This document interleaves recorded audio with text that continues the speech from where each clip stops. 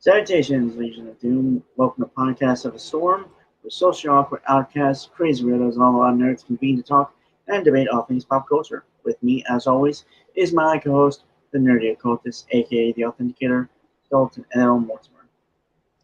Hello, folks. Welcome to Marvel Comic-Con week of Podcast of the Storm.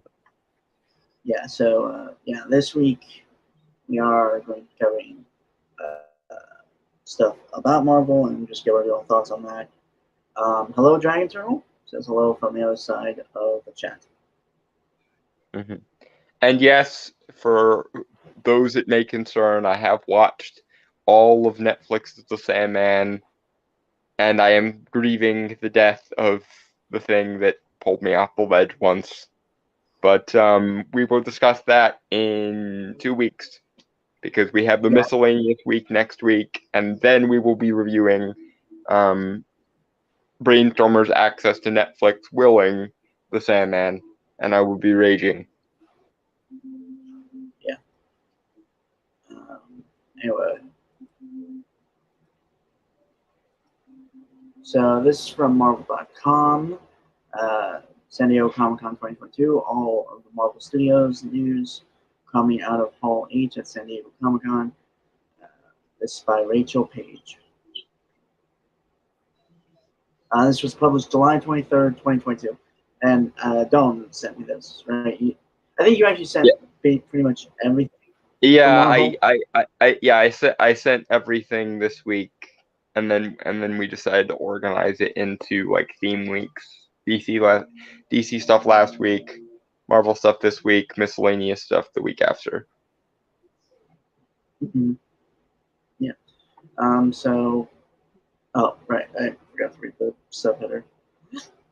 Welcome to the Multiverse Saga with new films and theaters and series streaming on Disney Plus. Okay. I'm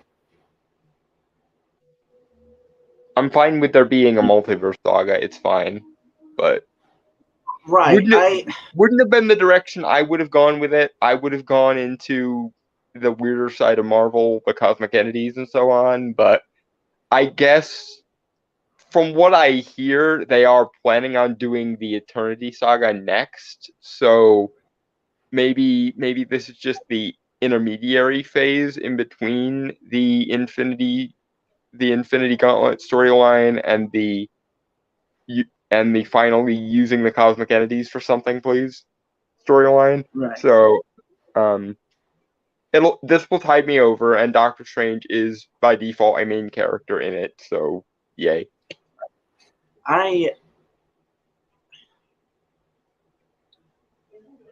Honestly, yeah, same here. I don't mind about the saga or anything. My main issue is more so the quality so far from the phase that's been going on, and kind of. I have mixed feelings about the quality of the storyline itself, and there are certainly some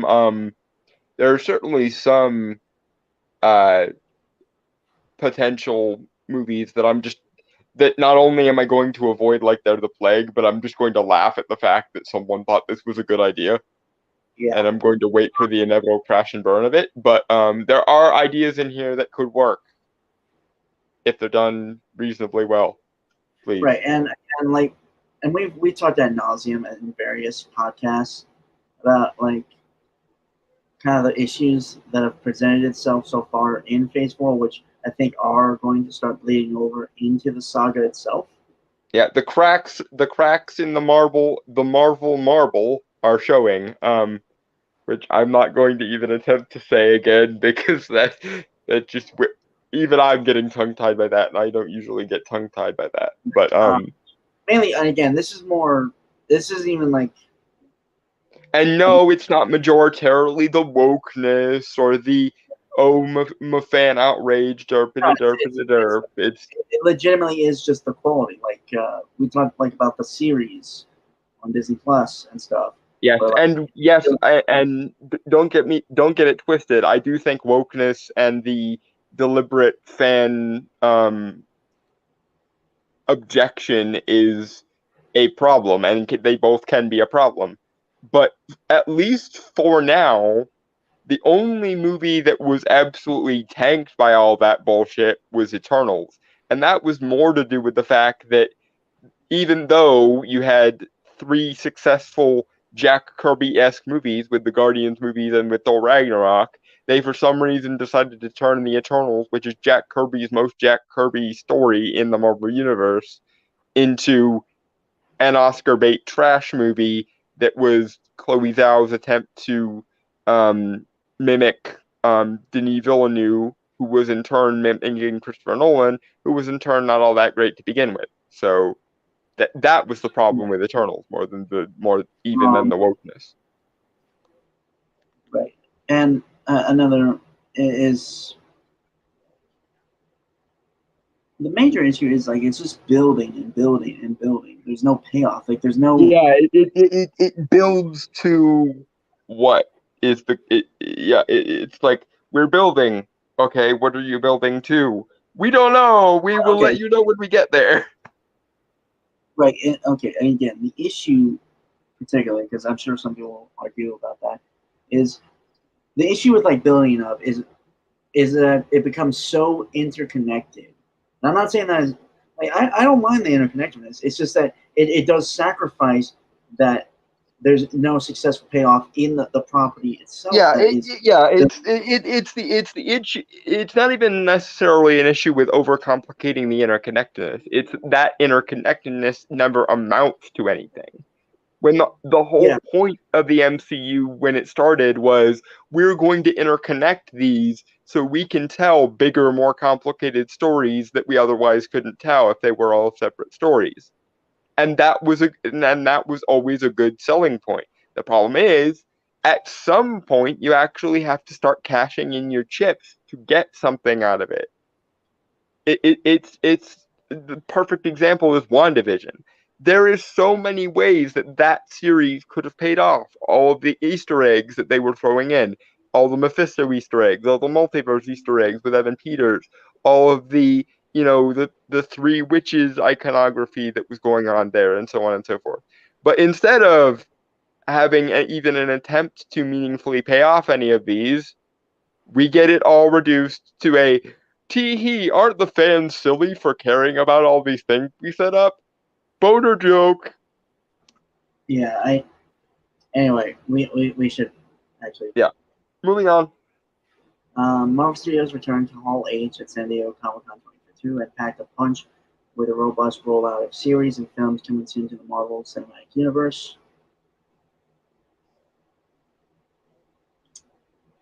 I've never really say that. Yeah, I know. Moving on. It's Marvel Studios president Kevin Feige, who was wearing a Miss Minutes hat, led those in the room throughout a walkthrough of what's coming next for the MCU, Phase 5 and beyond, and delighted the audience with surprises around every corner of the ever-expanding universe. And again, he only released 3 movies that are going to be coming in Phase 6, but my money is on, since D23 is going to be in September, he's probably saving most of Phase 6 for September so that there's something meaningful that comes out of D23. That's where my money is going. Because usually in years when Comic-Con and D23 both happen, because D23 happens every other year, either Marvel skips Comic-Con altogether or they split reveals between Comic-Con and D23. So when D23 happens in September, we will cover it, which will probably include most of what's left of Phase 6. But most of the announcements were Phase 5 related. Right. Yeah. Again, I don't really have anything to really say So, Marvel Studios. Just moving ahead. Marvel Studios welcomes you to the Multiverse Saga, and She-Hulk Attorney at Law. We'll get into our thoughts on that when we cover the actual trailer next. So, because apparently She-Hulk and Wakanda Forever are the final two movies of Phase 4. Well, She-Hulk isn't a movie. Or the final two projects of Phase 4, rather. Excuse me. Okay, streaming August 17th. Is 10 days from now. Mm-hmm. You'll like her when she's angry. I mean, that's a half-decent Hulk line. Fine, that works. That's okay. Although I don't think she really gets angry. No, and to be fair, I think they set that up with Hulk as well. The famous "My secret is I'm always angry." They're doing something similar with because the default mood for a working woman, quote unquote, is always low-level pissed. She's always ready to Hulk out at any given opportunity. That's stupid. Anyway, Secret Invasion, Samuel Jackson and Ben Mendelsohn reprised their roles as Nick Fury and Talos in Secret Invasion, arriving on Disney Plus spring 2023. I couldn't begin to care less about Secret Invasion if I tried. Okay. I'm sorry.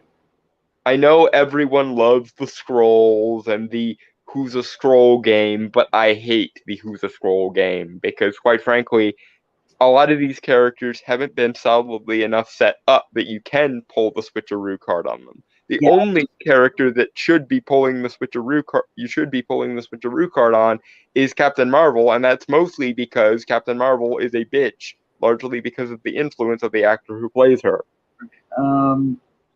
Also the Skrulls are not villains, so in the MCU, they changed them from sneaky espionage-esque infiltrators as a species to refugees as a species. Well, to be fair, there is some sympathy from in actual comics as well, because I believe Galactus attacked their homeworld. Yeah, he Galactus and then we have the homeworld. So which basically put them into like a heightened sense of danger, self-preservation. Yeah. The giant cosmic deity just ate our home. We might want to go and find another one. It's actually a really good video talking about the Fantastic Four overall that includes discussion of the Marvel Universe by this guy named, I believe, 8-Bit Mask. I think so, because I remember him from somewhere. I might be wrong, but yeah, just type in Fantastic Four video essay, and I'm sure you'll find it. It's like an hour or so long. Yeah, and it's actually really well made because it also has like voice actors for comic panels and stuff, and it's really good. And it really gets at the heart of like what makes the Fantastic Four awesome. Yeah. Anyway, yeah. Again, to be fair, the only version of Secret Invasion I've ever really seen, not the comics, but the Avengers Earth Mightiest Heroes interpretation. The EMH version. Yeah. And I think that was well handled. Granted, again, that is the only version I've ever seen or had experience with. Secret Invasion wasn't particularly well handled in the comics either. It's one of those events that exist just for the sake of being an event, and it never really fully made sense. Right. I mean, technically, it would have made sense if the Skrulls were never introduced in the Fantastic Four. And then we get the reveal of them and stuff. But you know. Yeah. Okay, so moving on. Moving forward. Okay. AntMan and the Wasp: Quantumania. See, I'm interested in this one because it might well be the most interesting Ant-Man movie, but the problem being is that's not hard to do. because Ant-Man has always been the like weakest of the not in universe, mind you. Ant-Man in universe is a fine character, but of the properties in the MCU, Ant-Man has always been the and also he exists character. My main issue is this is the movie that's supposed to be introducing Kang to the mainline movies, and it's a hell of a choice to introduce the next big bad for your next equivalent to the Infinity Saga in an Ant-Man sequel. Yeah, like I'm not saying it can't be done, but that's a hell of a risky choice there, guys. There does seem to be a lot of theories concerning that Scott Lang will probably die in this, followed by Kang, which will set up Cassie Lang to become Stature. Yeah. Yeah. Does she have another name? Because I feel like there was another one. There was another one, and I can't remember what the other one was. I've always known her as Stature. Yeah, I assume so. Which they are also building up the Young Avengers, obviously. Yeah, and that does seem to be a direction they are moving in, and that hopefully means I get my boys shortly. But that's neither here nor there. Anyway, I need to read the description. The world's greatest grandma, that's Scott Lang, and the rest of the Ant fam meets their greatest foe yet, Kang, arriving in theaters February 17th, 2023. And again, I applaud the riskiness of introducing Kang in an Ant-Man movie, but if that risk doesn't pay off, oh boy, you just introduced your next big bad in an Ant-Man movie. I do hope that the actor who plays Kang, I feel bad. Jonathan Majors. Great actor, by the way. I've seen him in other stuff. Really great actor. Is that he doesn't do a 1-to-1 because that Kang or He Who Remains is simply a variant. Yeah, the Immortus Kang that we saw in Loki, or He Who Remains. Yeah. And I think that'll be fun for him, though, getting to play various different versions of Kang, considering that the next Avengers movie is called Kang Dynasty. Yeah. Which, given that the first movie in Phase 6 is Fantastic Four, and the first Avengers movie in Phase 6 is Kang Dynasty, I'm imagining they are going with he's actually the great grandson or whatever the fuck of Reed. He's Nathaniel Richards. Right. Honestly, I remember some people pulling theories that he might be a descendant of Tony if they didn't do Reed just yet. I would believe that if it weren't for the fact that Fantastic Four is the first movie in Phase 6. And they've already introduced him in Multiverse Madness. They're clearly setting up that the Fantastic Four are important, ergo, he's probably going to be Nathaniel Richards. Yeah, fair enough. I just hope he can, I don't think he cannot. I do think he can pull off that menace and gravitas that Kang has. And again, the only version of Kang I've ever seen is Earth's Mightiest Heroes version of Kang, who is awesome, by the way. Yeah.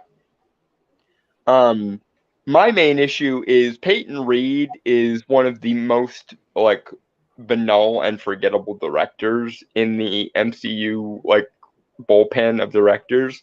So again, him bringing his A game to a degree so that we can buy Kang as the next Thanos is going to be a hard sell for a lot of people.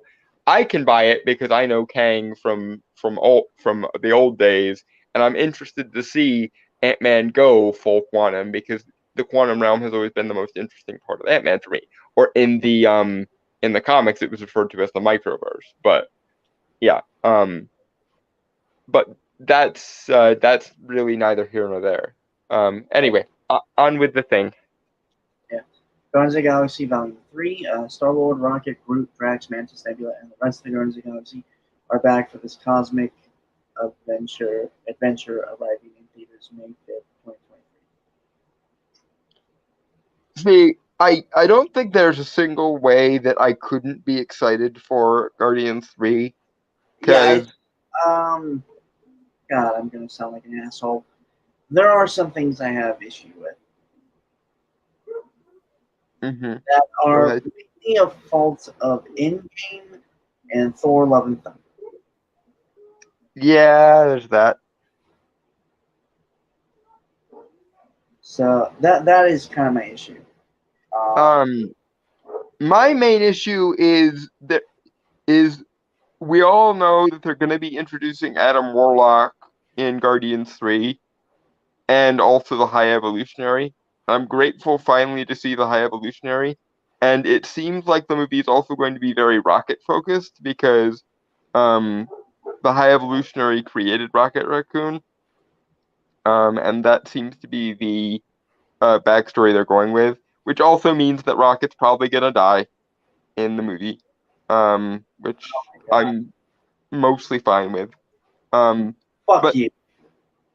I mean, yes, it hurts, but given how well James Gunn does death scenes.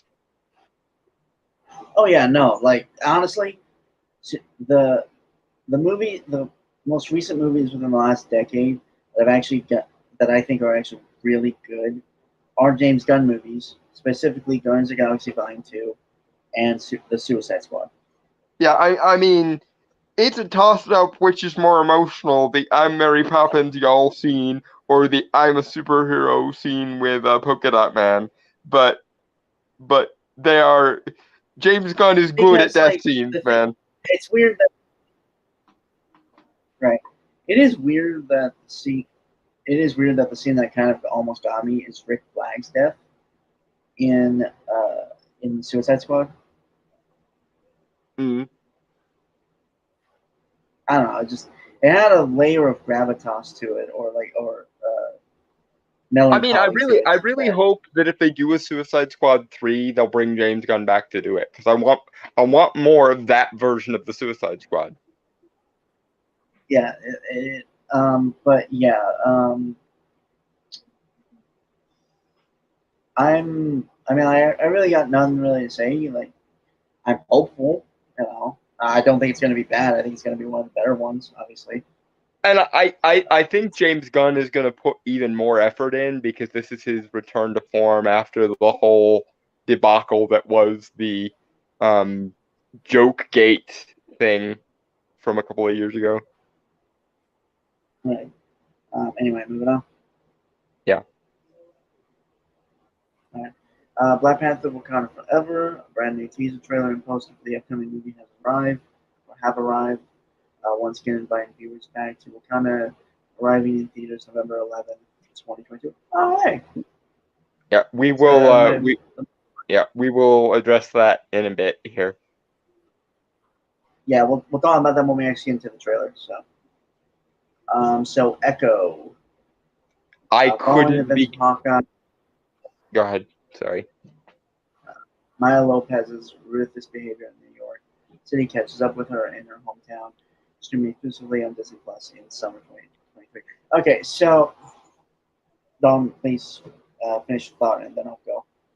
Yeah, this is the one series where I'm just like, I'm not even mad that it exists. I'm just genuinely confused as why they're bothering. Like, I do not know why they are bothering. Because even the social justice characters, I can buy just on the basis of they think it's a moral good and everyone else thinks it's controversial, so it will at least get traction. Well, Echo is the one where I'm like, what the fuck? Okay, to be fair, to my knowledge, the character of Echo, which is an actual comic book character. Mm-hmm. Granted, she is more tied to Daredevil than Hawkeye, but she has taken the mantle of Ronin before, after Clint. Yeah, I'm also pretty sure this is one of those that's going to tie into. Phase 5 is really leaning into Daredevil, and I'm grateful because I'm sure the Daredevil fans are gonna lose their fucking mind over it, and I'll so much the better. I'm not, and I'm a Daredevil fan. It's cool. Daredevil is just not my character, so I couldn't begin to. I'm I'm interested in a dispassionate sort of way because it means that the MCU is trying to do something to service its fans. I'm just not one of those fans because Daredevil's not my thing. So maybe Echo is going to set up for Daredevil, and that'll be fine. So, meh. Yeah, Giant Drill says still here. Just surprisingly not much to say. Actually, a bit weird. Yeah, I don't really have any much to say because I'm just kind of indifferent to the whole thing with Marvel at this point. Like I don't dislike it. I don't love it. It exists. See, I'm in an interesting place where most of the projects either I'm interested in just because I'm interested in, like Guardians of the Galaxy, Blade, Agatha Coven of Chaos, and so on. And some projects they're going with I'm interested in just because either they're going to fix something incredibly social justice-y and it'll wind up being good regardless, or it's going to crash and burn it and it's going to be hilarious. But there are ones like Echo where I'm just like I just don't know where I stand with this because I don't even know really what this is. Right. I guess it's probably going to set up for Daredevil though, so nah. Okay, so what I was going to say, I'm aware that this is technically a spinoff of Hawkeye. I have not seen Hawkeye in its entirety. I've seen clips and stuff. But what I've gathered, it's basically the same thing with like every other Disney Plus Marvel series that's come out, which it lacks a lot of. It doesn't do anything. You know, they cut out a lot of stuff that really is necessary, or even an episode or two that are needed to. This story was either incomplete or unnecessary. Is the problem? Yeah. So I don't know. It's again like, yeah, I could take it or leave it with Echo. So. Although, from what I've seen, the actress who plays Echo, Maya Lopez, is a good actress. I don't know her well enough to know anything, so I'm not going to weigh in on that. Yeah, fair. Okay, so Loki, like moving on. Loki, variants symbol, Loki season 2 arrives summer 2023 on Disney Plus. I couldn't even begin to care if you put a gun to my head. Like again, I gave season 1 a chance. It did not impress me, so I couldn't begin to care. Again, my issue kind of falls with two things I have. It's like, one, it doesn't really. It's a character's. It's like the name is supposed to be central to the character, and yet we don't really get to spend time with like the Loki we know. And hell, it's not even the Loki we know. It is Thor. It is a 2012 Avengers Loki. Yeah. Before all of his development.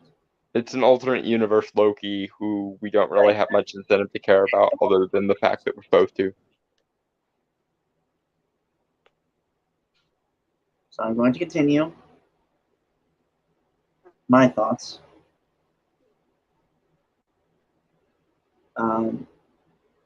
It is a very short series that does not allow the character doesn't allow time to be with these characters or breathe. The extremely fast pacing, to my knowledge. Again, I haven't. I'll be honest. None of the Disney Plus shows have really engaged me. I've kept up as best I can with like clips from YouTube, and honestly, I don't watch reviews, so I'm not even going to say that. Because it only boils down to people, and pardon my language here, sucking the dick of the MCU in terms of reviews, or just trashing on it and not giving it a truly unbiased. Yeah, there are two modes. There's the mode, the MCU can do no wrong no matter what it does, or there's the, grr, this is bad thing, even though none of my arguments make any goddamn sense. Right. I'm not going to get into that, but that's why I don't really watch reviews, is because that really only seems like the two things. Like either they like it, like there's no nuance. But I'm not getting into that. I'm not getting into that. It's slavish devotion or knee jerk reactionism, Right. and never the twain shall meet. Right. Yeah, and again, like Charlie in development with the characters, it's honestly lacking. Like honestly, I think these series should have had at least 10 episodes. I mean, WandaVision seemed to work fine because I believe it had the like 7, 9. 9. Yeah. Uh, Everyone else has like 6 or like 6 or 5 episodes. I will always lean on at least 13 because that's a standard television season of a show is at least 13, but especially with a thing like Loki or WandaVision because there was so much build up that never got paid off because they just didn't bother to. Right. That's my other issue is the build up. That's all it's doing is building things up. Yeah. Is it ever going to amount to anything or have any impact in the long term? No. It's just going to build because reasons. Anyway, moving on. Okay. Blade. This is what I'm excited for. I'm excited for this one a lot. Because go ahead. I'm just gonna say I am interested simply because of the actor Marshala Ali, saying it anymore, I'm sorry, who is going to play Blade, because he's actually a phenomenal actor, and I want to see his take. This one I'm excited for because for all of the aforementioned knee-jerk reactors who are going, this is just a remake of the 90s one, The thing about the 90s one is because it was made in the 90s, it cut out all of the comic booky shit in Blade. It turned it into a generic street-level actioner and left out anything like apart from vampires that was explicitly supernatural. I want a Blade that can actually be gothic and dark and supernatural. And if Multiverse of Madness is any indication, we will get some goddamn lore with this. And Anthony Starr is in talks to play Dracula in it. So, yeah. Yeah, huh? I thought that was just like a fan thing. Nope, he's in talks to play a Marvel role, and the word on the grapevine is Dracula. So, although that actually would be a really cool role. Although I would love to see him play like an actual heroic character instead of villain. I don't get me wrong; he's good at playing a villain, obviously from like Homelander. But I'm also familiar with his work in a show called Banshee. If anyone's seen that, which is like where I think he really got his start, where he played more of an anti-hero than anything. And I like the idea of him playing Dracula just because it's a vastly different villain than Homelander. Homelander is the dude bro playground bully. Dracula is the old world monarch turned sadistic, bloodthirsty like serial killer. So so I get you. I'm just saying, like,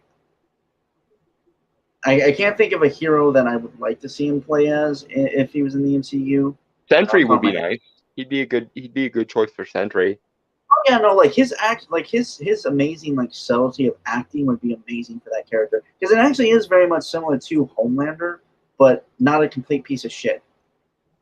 Unless they kind of do the Jekyll and Hyde thing with the Sentry and the Void, which they might do.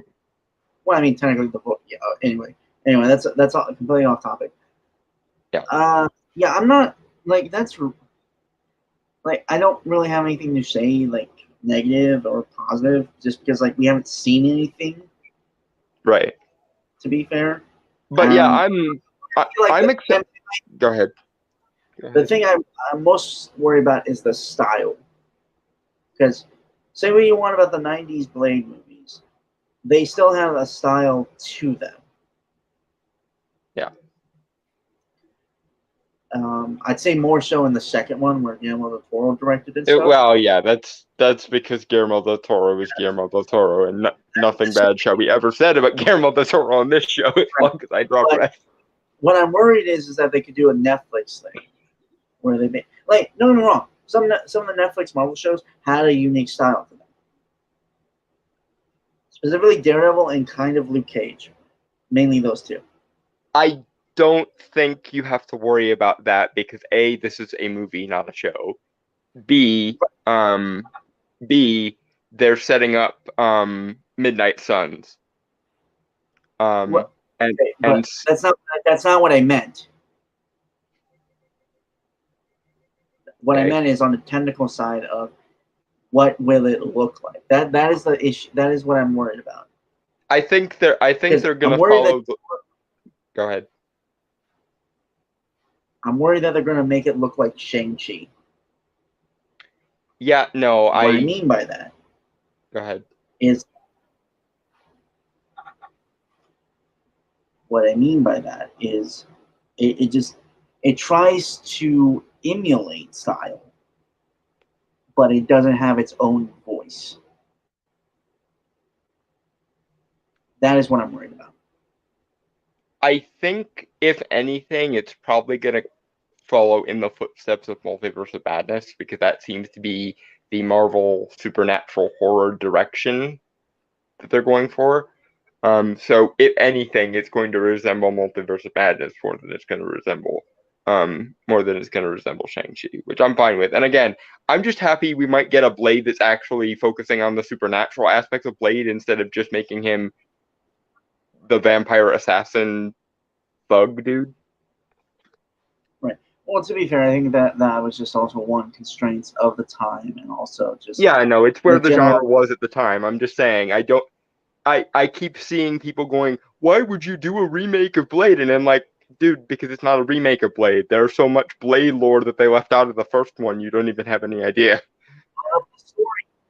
Although I do hope they keep the more look that has been adopted from the 90s movie, like in the comics as well as like the trench coat, all black stuff. Because I remember seeing the original Blades look from like the 70s. Mm-hmm. Wasn't really good. Yeah, I think they'll keep the style because even the couple of times when Blade showed up in like animation, they've kept that style. So yeah. Anyway, if anything, I think they might just add more layers to it, which would be nice. Yeah. If I remember correctly, Blade wore purple in his first debut, like first look. I wouldn't mind the costume having little touches of purple, though. That might be a nice touch. So it could be very similar to Black Panther, because that's actually a very normal color scheme for him. Yeah. Anyway, moving on. Yeah. Iron Hearts. Meet Riri Williams, first in Black Panther Wakanda Forever, and then in her own solo series arriving fall 2023 on Disney+. This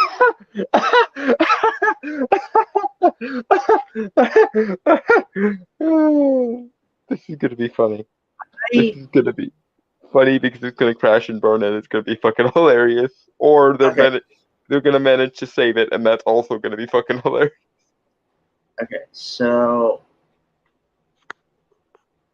nothing against. Okay, I don't know who really. Like, I'm aware of who Riri Williams is, just because that's how, like, I'm sure everyone in our circle, yeah, our circle first got wind of all this and stuff. But I feel it's weird. I mean, don't get me wrong. I'm aware that Morgan Stark, Tony's daughter, is still very young. Yeah, but if you wanted a female Iron Man, one already exists in this universe. Well, actually, two, Pepper. Well, yeah, but Pepper's never taken up the armor in the comics, and I don't see any reason why she should. In Fair enough. Movies. But I don't really care. Like that's the thing. I don't care about this at all. Like that again. Go ahead. It's more so on the character just isn't appealing to me. Not be, and before anyone who ever sees this calls me racist, few things. One, I don't think the character has. One thing, the character only has existed for what, like a decade? Less than that? If that, I don't even know. Because I want to say it was like 2015, 2016 that she first showed up. Either way, that character has very little stuff in the comics to have based off of for this. Yeah, and her. Hold on. I'm sorry. Like, I just want to get my points across first. Okay. Mm-hmm. 2, more than likely, they are going to have to basically build a new character with the name and some elements of the comics because there is not enough there. Like they did with America Chavez or Kate Bishop, basically. No, Kate Bishop's actually a really interesting character if you actually look into her from the comics. She's existed for like right, but what I mean is they took the version that was the social justice version and they fixed her in a similar way that they ended up fixing they actually America Chavez or Kamala Khan recently. They actually corrupted Kate Bishop. Yeah, I know. Yeah, it's weird, but and 3, anyone's gonna call me racist. I'm a Mexican dude / melting pot, living melting pot people. So, fuck you. But yeah, again, the quality of the character is kind of the issue. It's simply because there isn't a lot there, and basically they would have to. It's basically the Phil Coulson thing where they create this character that only exists in the MCU. Granted, Phil Coulson was awesome. Yeah. All praise to the ultimate fanboy, because he was such a fanboy of Captain America. It was adorable. Phil's just a really cool dude. Yeah, he's cool. He's a cool normal person in a world full of larger than life quasi demigods. So he's only lame in the universe where literally everyone is more awesome than him. I don't think he's lame. I mean, by comparison is what I was getting at. Fair enough. So Don, do you have anything to say about Ironheart? I'm mostly fascinated about this from a meta perspective, because either it's gonna be a America Chavez Kamala Khan type situation where the MCU salvages whatever can be salvaged from the comics and fixes the character, or they're going to double down on the character in the comics like they did with Captain Marvel, and it's going to crash and burn hilariously. So one way or the other, this is going to be interesting. Is it going to be interesting in the I can't believe you managed to make something salvageable out of this character sort of way? Or is it going to be the Marvel actually thought they were going to get away with this and it crashed and burned sort of way? But one way or the other, it's going to be hilarious. Right.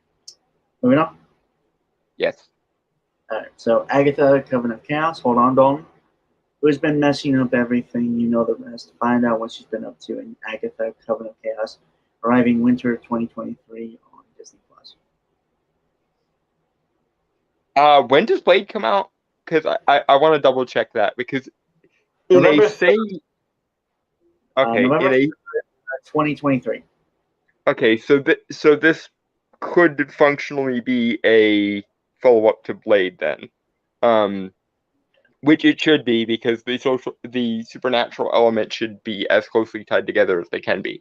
This is the show that I am this is the first show since WandaVision that I am genuinely excited for. I love Agatha Harkness. She is my favorite magical practitioner in the MCU at this point. It should be Doctor Strange, but they don't do Doctor Strange well.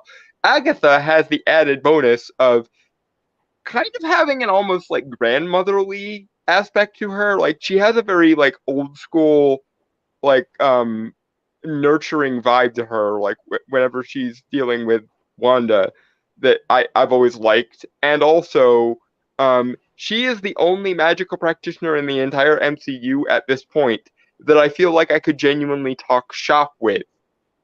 And that scene where she's criticizing Wanda for not knowing the fundamentals, and she's very confused by the fact that Wanda doesn't know the fundamentals, is such a mood. Like, someone please make that a GIF, because every time I deal with a alleged psychic or empath that tries to basically do magic on sheer force of will and doesn't know anything about anything, every time since WandaVision came out, all I can think of is the "How do you not know the fundamentals?" clip from WandaVision. So yeah, this is the show that I'm excited for, and it surprised me because a lot of people, when this was announced, were like, "Why are you giving Agatha her own show?" And I was just like, number one, because she was the most awesome character in WandaVision and the standout character in WandaVision that everyone loved. Number two, because if you look at the title, it's Agatha Coven of Chaos, which is a reference, obviously, to chaos magic. And given that Wanda did not die at the end of Multiverse of Madness, but teleported, as we see by the giant red glare at the end, this is very obviously the next place Wanda is going to show up. And if they are smart, what they're going to do is, just like in the comics, after Wanda has fucked everything up, she's going to go to Agatha, like Agatha told her she would have to do at the end of WandaVision. And basically, Agatha is going to do a series-long version of that scene in WandaVision where she took Wanda to witch school for a minute, which was the best scene of that entire show. So, yes, I want so much more of Agatha. Agatha is awesome, and she is she, at this point, is best practitioner in the MCU. Full stop. Right, okay, so Dragon Girl says, has Blade had a history of supernatural elements or something? No offense, but it sounds like you're trying to shove magic into things where it wasn't there before and might not be built for. Dragon Turtle, you are causing me a possible minor brain aneurysm here. This is why, for as much as I'm grateful to the Blade movies for essentially kickstarting the Marvel or the comic book movie genre in the modern era, I hate them because they took a character who is caked in supernatural melodrama and they turned him into a street thug. Dracula is to Blade what Lex Luthor is to Superman, or what the Joker is to Batman. And the fact that he never fucking comes up in any of the Blade movies pisses me off. And Blade often is either a lead supporting member of or a leader of both the Midnight Suns and, at one point, the Howling Commandos that actually have monsters in them. So yes, Blade is very heavily influenced by the supernatural. Never mind that he's the freaking Daywalker. But yeah, the fact that Blade doesn't have any supernatural elements in its original, in the 90s version, pisses me off. And I'm glad that we might finally be getting a Blade that actually is about Blade instead of just an excuse for a supernatural thug. Right. He was just asking. Like, for the record, I was asking because I haven't seen any Blade stuff. Dragon Girl says. Yeah, but you also implied that I would be shoving it where it didn't belong. And that's the part I take objection to. Not that you asked, but that you already had a possible counter-argument chambered that impugned motive onto me.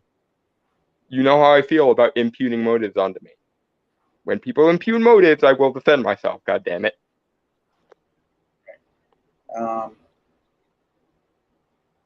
To be fair, the only thing I've seen of Blade is the movies and some stuff from the Ultimate Spider-Man cartoon, like the Halloween specials. Yeah, the Howling Commandos ones. Yeah, that only seemed like him dealing with vampire stuff too. So. Well, yeah, but they were, to Ultimate Spider-Man's credit, and that's not something I say often, but in the Ultimate Spider-Man version, vampires were far more explicitly supernatural than they were in the Blade movies, thank God. Fair enough. I stand corrected, so not pursuing it any further. Charles says. Anyway, moving on. Mm-hmm. Daredevil, Born Again. The Man Without Fear returns with both Charlie Cox and Vincent D'Onofrio reprising their roles as Matt Murdock and Wilson Fisk, respectively. The original series arrives spring 2024 on Disney Plus. Okay, so I have a few things to say about this because I am a fan of Daredevil. Not just the character, but also the show. I know Daredevil specifically by the show, so I know that interpretation of that character, and that. So keep that in mind.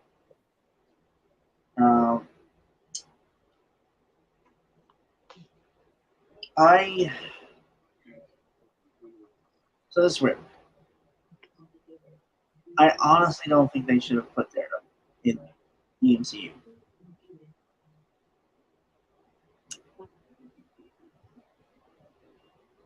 Mainly because my main issue is that I am worried, and it does seem like they're going to do that because judging by Moon Knight, they are going to water down the grittiness and the violence that Daredevil goes through, and are also going to take away a lot of the interesting philosophical depth that is inherently in Daredevil.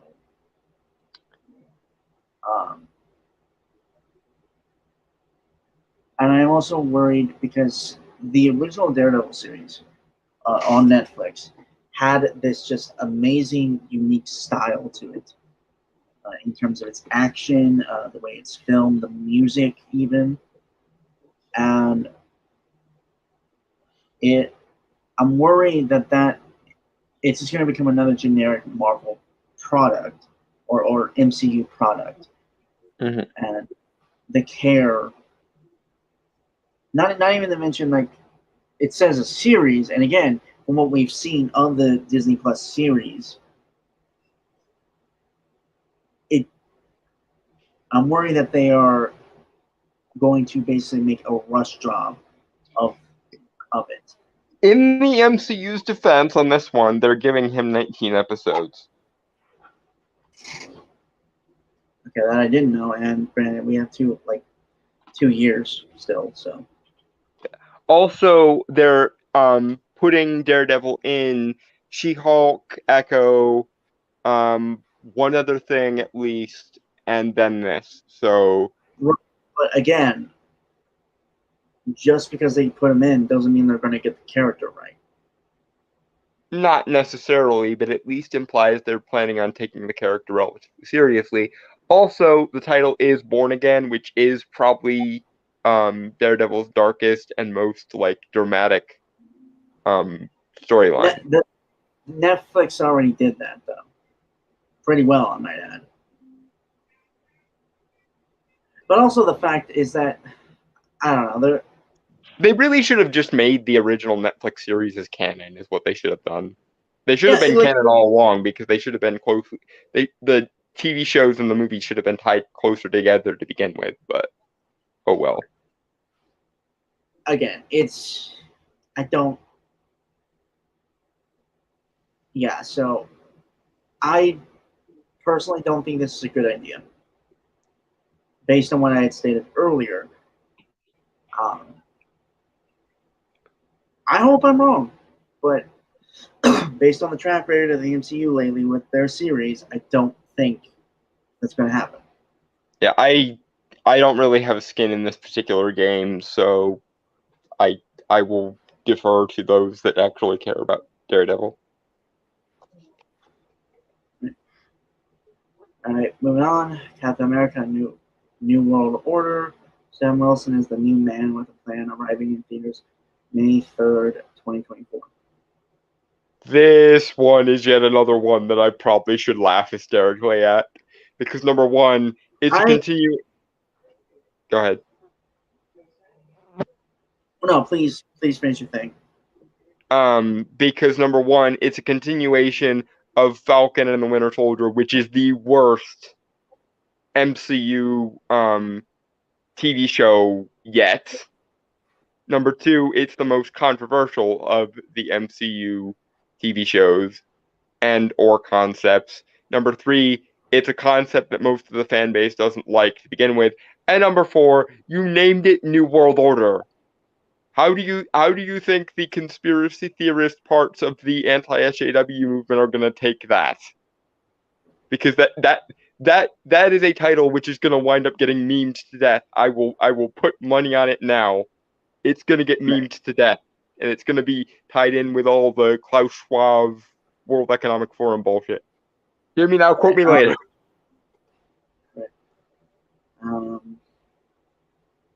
Yeah, and again, like, in order to get the full context, granted, I mean, you can make an argument with the ending of Endgame, where Steve hands over the shield to Sam. So you might not need to watch. No, I'm not concerned with people having to watch it. I'm concerned with the fact that it was a bad concept, and if it's any indication, that's how they're going to force this into the limelight, and most people are going to reject it like they rejected the show. That's not what I'm talking about. That's not what I'm talking about. It's the kind of similar issue of with Multiverse of Madness, where like basically you had to watch WandaVision and Loki in order to understand certain aspects of that film that are not explained. Granted, again, it's a weird thing because I get the intertextuality of certain things, but the issue becomes when like certain properties become or certain stories within these movies become so reliant on them that they can't tell their own story without referencing those things. And again, I'm thinking like general audience member, right? Mm-hmm.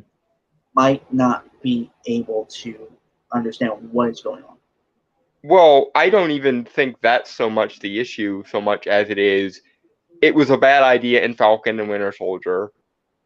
It's an idea that most of the normies are going to reject because to most of the normies, Steve Rogers is Captain America, and the very idea that Sam Wilson is going to take over for Steve is going to piss some people off, especially people, ironically, who like Falcon, because a large part of why Captain Sam doesn't really make much sense is Sam was already the Falcon. He was already his own character, and now he's not anymore. Yeah, although I'm fine with Sam becoming Captain America. Granted, I wish the costume was a bit better, but you know. I still hold to the idea that the smart move would have been to make Sam and Bucky have like a buddy cop thing where they both work together to try and replicate Steve instead of one of them taking over. Yeah. Honestly, I don't think it would have been a bad idea of Sam coming to terms that show could have been better, honestly, because I had a lot of interesting ideas that they just didn't go into or explore or talk about. And the force politics, which again does not bode well for the possibility of the movie. It's also weird because Captain America as a character, specifically after World War II, became an interesting character to talk about politics. But it never was forced or overly on the nose or overly direct or anything. Right. It was always in like the broader philosophical sense. Granted, they never really go deep into talking about anything in those movies that have like those ideas, to be fair. No, but I mean, there was a scene in Falcon and Winter Soldier where somebody almost shoots Sam, even though everyone knows that he's the Falcon anyway, because racial point. Yeah, I don't get it. Anyway, moving on. Yeah. Thunderbolts. Again, this one might be interesting on the basis that if they're doing the smart thing that I think they're doing, that was implied by what happened to John Walker at the end of Falcon and Winter Soldier, and they're basically going to end up getting all of the villains together into a team, which would include John Walker, Cap, would include Agatha, would include Kingpin, maybe would include some of those other characters, would possibly include Mordo, although that might be pushing it. I would like to see a team where Mordo and Agatha were on the same team, but I'm well aware that I'm in the minority there. But if that is what the Thunderbolts are, they're bringing together all of these various villain characters, the Abomination as your Hulk, or a Red Hulk if they justify it somehow through She-Hulk.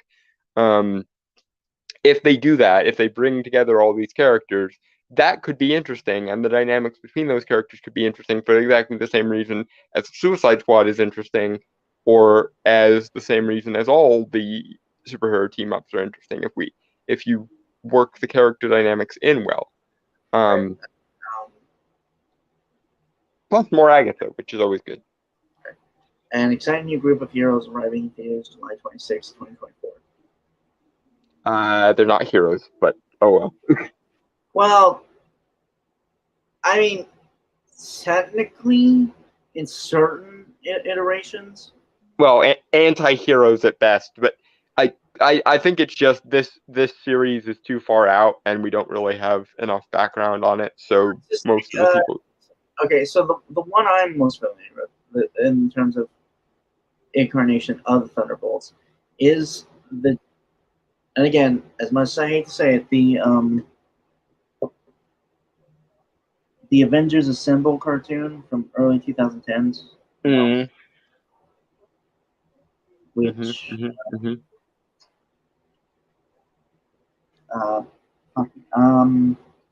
where the Thunderbolts were a team of supervillains, which I believe were actually supposed to be the Masters of Evil, but like a low tier version, not like premier team of Masters of Evil. Where basically they disguise themselves as heroes in order to get on the Avengers' good side, train them. But the certain villains actually liked being heroes, and thus wanted a second chance to be good. Which I think it could work for the characters in the Thunderbolts, because Agatha really isn't that bad a character. John Walker really isn't that bad a character. Abomination, as far as we can see, isn't really that bad a character from what we see in Shang-Chi and his friendship with Wong and everything. So he's mostly just a soldier. Yeah. So this could work, and the characters are three-dimensional enough you could make this work with them, especially with Agatha's series coming out before this and giving her more room to be three-dimensionalized and whatnot, and possibly John Walker showing up in New World Order, which, again, how is that not going to get memed to death? Also, I want to say this. John Walker is an underrated character in the MCU. Like, he is not that bad of a guy. Like, the MCU version, at least. I don't know about the comics. No, he's a lot more human than he is in the comics. The comic character was literally everything wrong with a soldier who takes his orders so literally that he doesn't think about them at all. Yeah.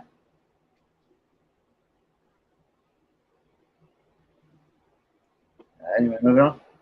Yes.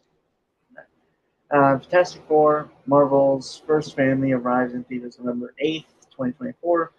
Production kicks off next year for the feature film that introduces Marvel's most iconic family.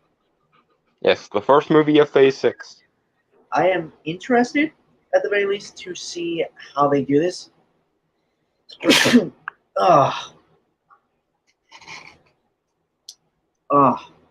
Sorry, I sneezed.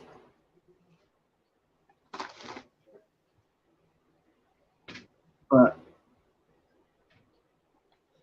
again, to be fair, I was not the biggest Fantastic Four fan growing up. Mainly because there was a lack of Fantastic Four content. Content that would get me interested. Granted, I'll say it. No, fuck it. I'm gonna say it. I did like the original, the 2000 movies of them. Granted, I am aware now that the Tim Story version. Tim Story. Thank you. Story. They aren't. That's whatever. I am aware that they are not group representations now. Like I'm fully aware now that they are not group representations of the Fantastic Four. But they were enjoyable as just fun little movies. They do have one of my favorite Reed Richards moments in them. In Rise of the Silver Surfer, when he tells off the general using the high school metaphor.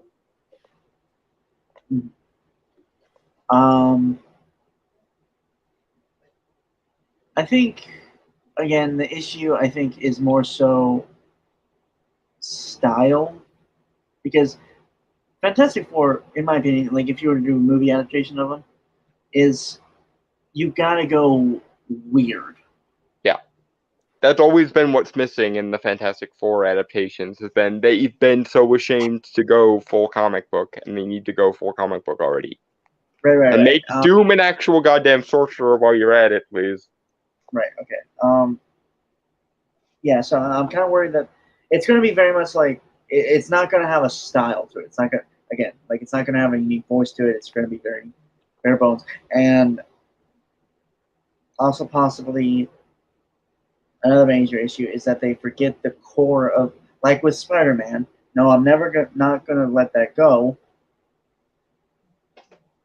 Is because they're going to forget the core of this, because that also seems like a thing that they forget constantly in the other adaptations as well. Is that they forget the core of these characters. Mm-hmm.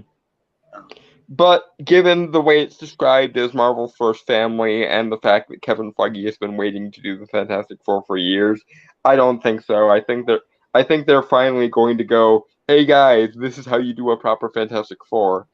Honestly, or at least they're going to try to. That might not work, but they'll try to, I think. I'm also curious to see who they get to play the Fantastic Four. I understand that John Krasinski is not coming back. What? No, not. I hadn't heard that. That would be really stupid if he didn't come back. Honestly, I don't want to. I don't want him to. Like he did his fan service moment. That's fine. That would be a massive fuck you to the fans if they recast after teasing. That would be the last straw for the fan base that is just annoyed with the MCU right now if they recast. I honestly just I don't know. I think someone can be better at playing Reed Richards. Honestly, from like the little bit we saw of John Krasinski as Reed Richards, he's fine. He's serviceable, but I would have gone with the guy who played Don Draper in Mad Men. What is his name? John Hamm. Yeah, he's who I would have casted. But anyway, I have to go for a second because I have to deal with the dogs because the door was open slightly and now the dogs are in here. So yeah, I will be right back. Come on, dogs. Go away. Right.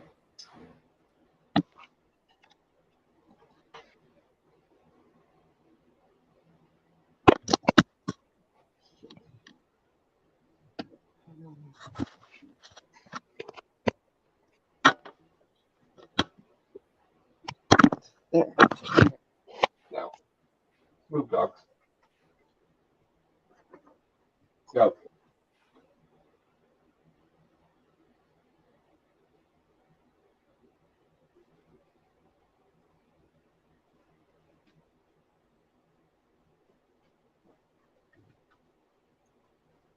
Right.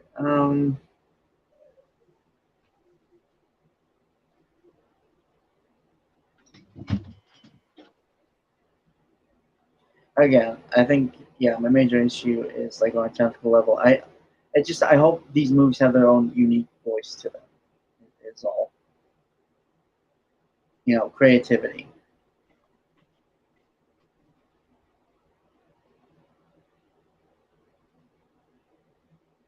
And some fucking unashamed Jack Kirbyism while we're at it, please. Would be nice too. Mm-hmm. Anyway, moving on. Yes. Okay. Avengers Kang, the Kang Dynasty.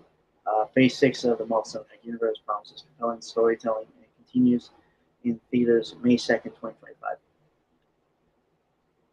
And again, this is supposed to be the end of phase, towards the end of phase 6, which is why the giant time gap. We'll get the rest of phase 6 probably at D23, which is in September. So we will keep you posted on that, folks. I'm interested in this because I'm interested in Kang and how they'll work him in. Right. I wonder if they'll also be willing to do Iron Lad as well. You know. I would imagine so, because they've got to be planning to do Young Avengers one way or the other. I mean, that's also just a really interesting character, you know, like trying to fight your own destiny, you know. Yeah, and it would make sense within the like multiple Kangs doing multiple Kang things, and then one of them goes rogue, and it happens to be one of the young ones, and then he goes on to lead the Young Avengers. Would be how it would pull that, but yeah. All right. Avengers: Secret Wars. Marvel Studios signature style adventures in theaters November 7th, 2025. I don't have anything to say to this. I really hope they're going the Battle World version of Secret Wars and not the Doom rebooting the entire universe version of Secret Wars. Because there are two versions of Secret Wars in the comics.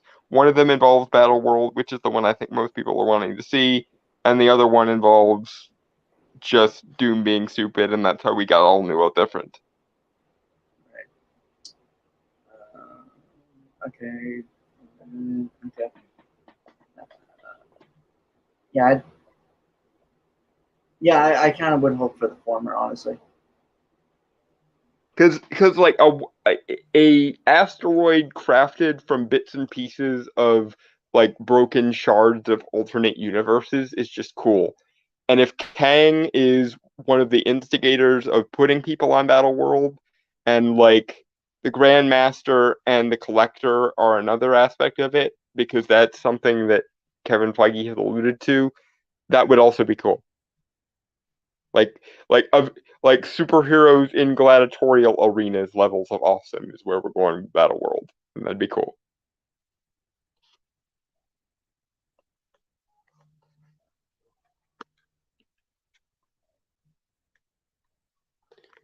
So on with the trailers then. Right. Yeah. I was just setting it up.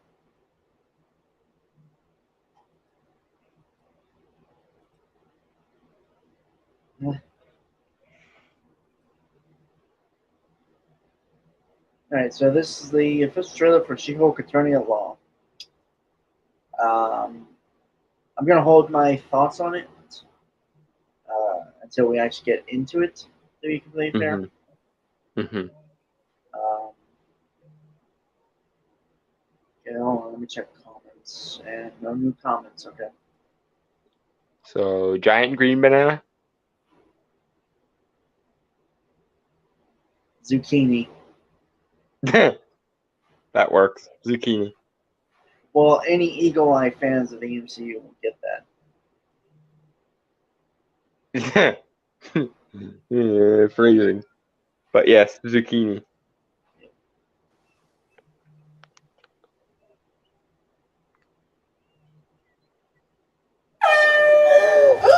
Wow! Jeez, what the hell, man? Still in control, no overwhelming feelings of rage. No, a normal amount of rage. You do revert back to jet and form when you sleep. Was the air horn really necessary? For comedy, absolutely. Wah, wah, wah, wah. I think the main issue is that there isn't. I don't know. It feels.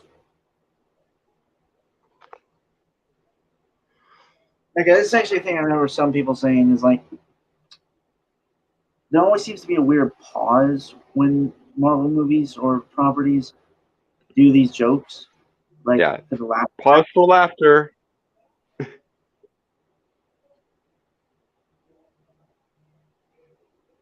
But yeah, it's just like I get it, but I don't know. It's weird, like how there doesn't really feel like a lot of chemistry between them.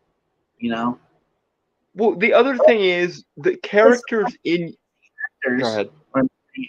Like nothing against the actors. It's just I don't like they're supposed to be family, right? Like cousins and stuff. Yeah.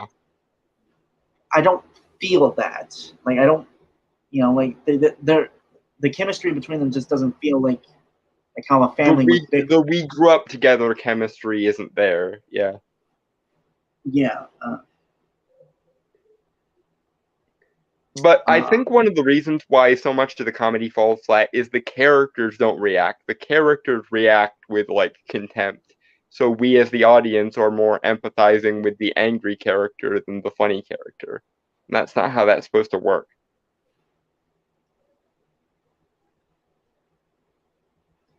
Right. Okay, hold on. I'm trying to get a close up of She-Hulk. I mean, it looks kind of better.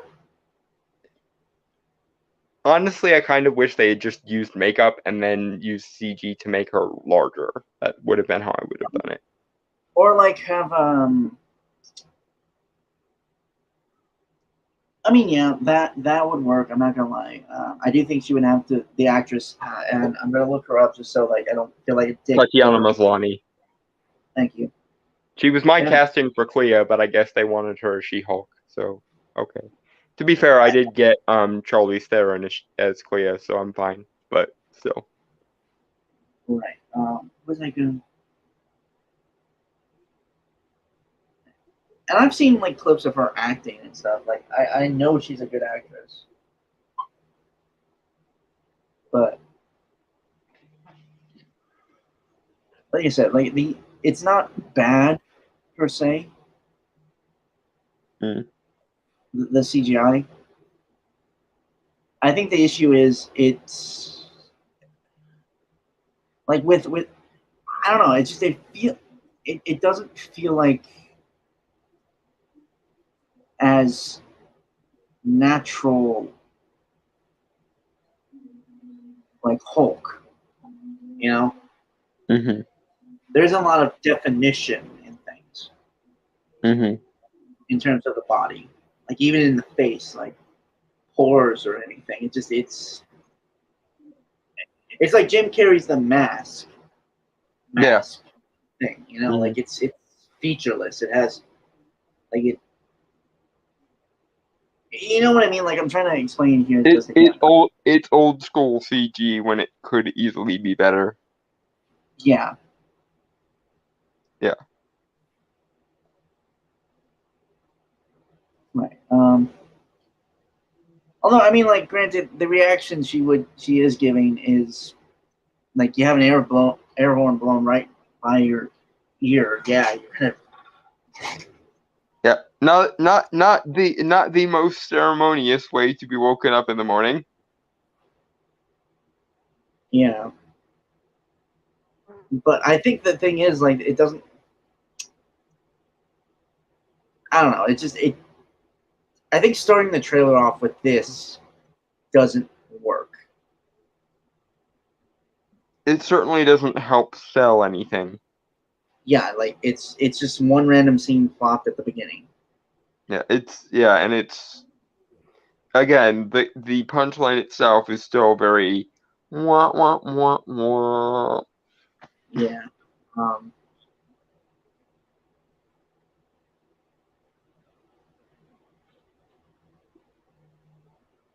Zucchini? No, I'm sure it'll come back to me. I thought I had something, but I think I lost it. So. Okay. Zucchini. Absolutely.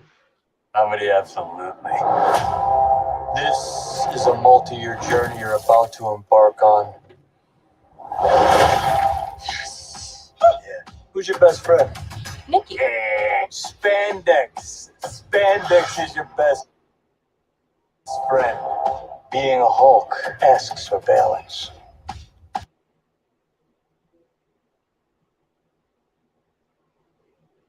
I dislike this because he's giving her genuinely good advice, and the show is telling us to laugh at it. I mean, it can be good advice, and you can also laugh at, like, in a, like, a self-aware kind of way. Which, here's the thing: it's weird because this show is supposed to be self-aware. Like, that's kind of like the thing with She-Hulk, is that she is self-aware of Yeah, things. she's meta aware, but it's like the problem here is that he is the joke instead of her being the joke. Like, because if if if she was a zany over the top character like Deadpool that is meta aware, that would be one thing. But usually she is actually the straight character, the what in comedy is referred to as the straight man, and apparently Bruce in this instance is being the joke, even though his only crime is giving halfway decent advice in a show that's too silly to give a shit about his genuinely decent advice. I also want to talk about. I didn't want to, but I feel like I should. The MCU's depiction of Hulk. Mm-hmm. Go ahead. Specifically after Age of Ultron. I mean, it had moments in Thor Ragnarok. Don't get me wrong. Mm-hmm. It feels like we're just missing so much of the character. It's because they can't do a Hulk movie because Universal has the rights and won't share like Sony does. Okay, that's completely fair and stupid as well on Universal's part. Yeah, you could be making millions of dollars right now, Universal. Why won't you share like Sony does? Certainly worked out for Sony. It's just the character of Hulk now, Professor Hulk, which is just Bruce Banner possessing Hulk's body, when in actuality it should be both minds melding together to find a harmony. Yeah, the Jekyll and Hyde balance. aspect is gone, and it's annoying now. Dude, and like Bruce is made a fucking moron as well. Yeah. And that would actually be a cool dynamic if they actually drew attention to it. Like, maybe he can't stay in Hulk mode forever because the longer he stays in Hulk mode, the stupider he gets as a result. That would be an actual dramatic side effect of this. But instead, no side effects. It's just him acting stupid.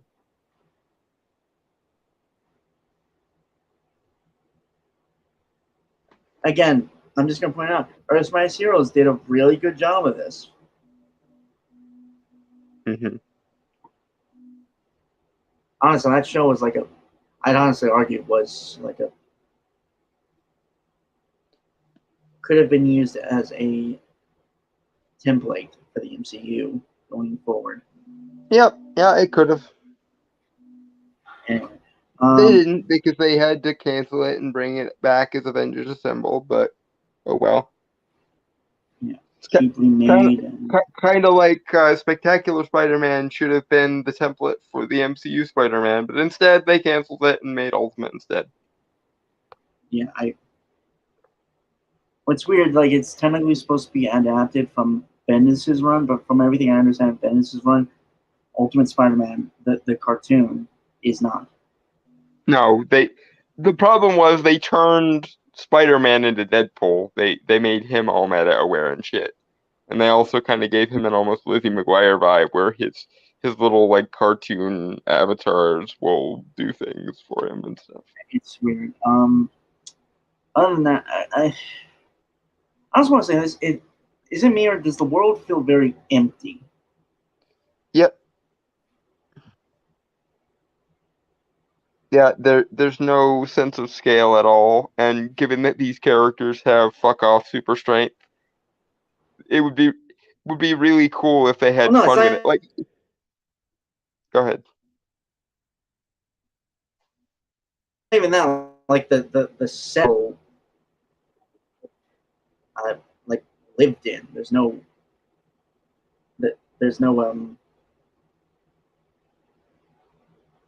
personality coming through in the places they live.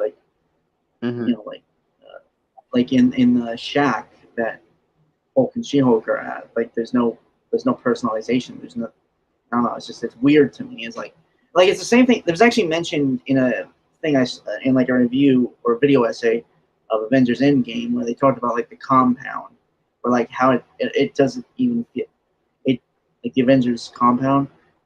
Mm-hmm. It doesn't feel like a place where the Avengers live. It's more like a business center. Yeah.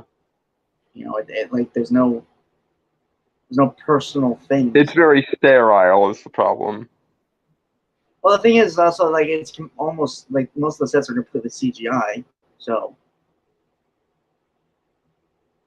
Which bothers me because if you're constructing the environments with CGI anyway, and you can literally make them look like whatever you want because they're CG, make them look more interesting than just gray, like metal cubes, please. Yeah, it's. Or in this case, just like generic island background. Like that's I mean, to be fair, I think that's the thing with CGI backgrounds. They can literally be whatever you can imagine and can program into a computer. So be more creative then. like, to be fair, I think I don't have a problem with the island itself. I'm more talking about like interiors and stuff because they don't feel lived in. Mm-hmm. And it makes sense that Hulks would be on an island to train because it's remote there. Because they won't break as many things or people if they're away from things and people. Yeah. Shall we? Yeah. Zucchini.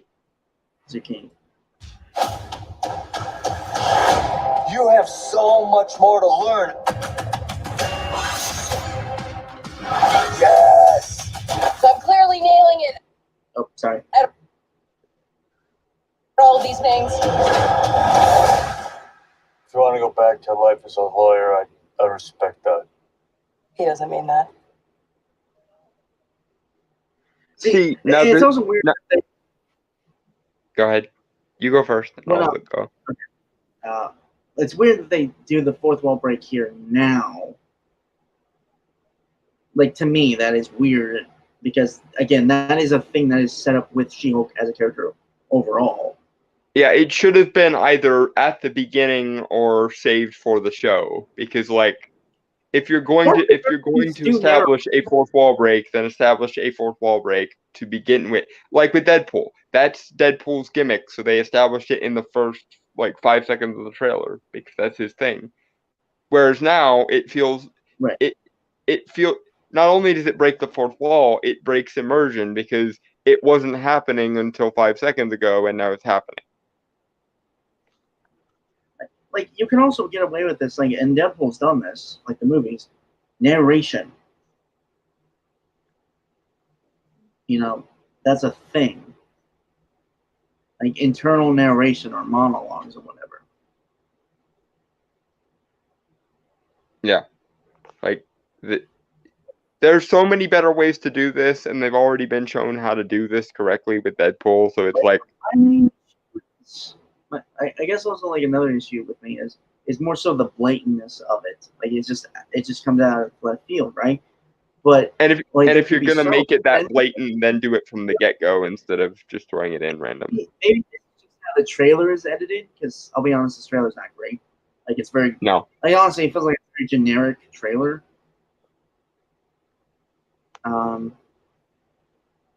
But fuck,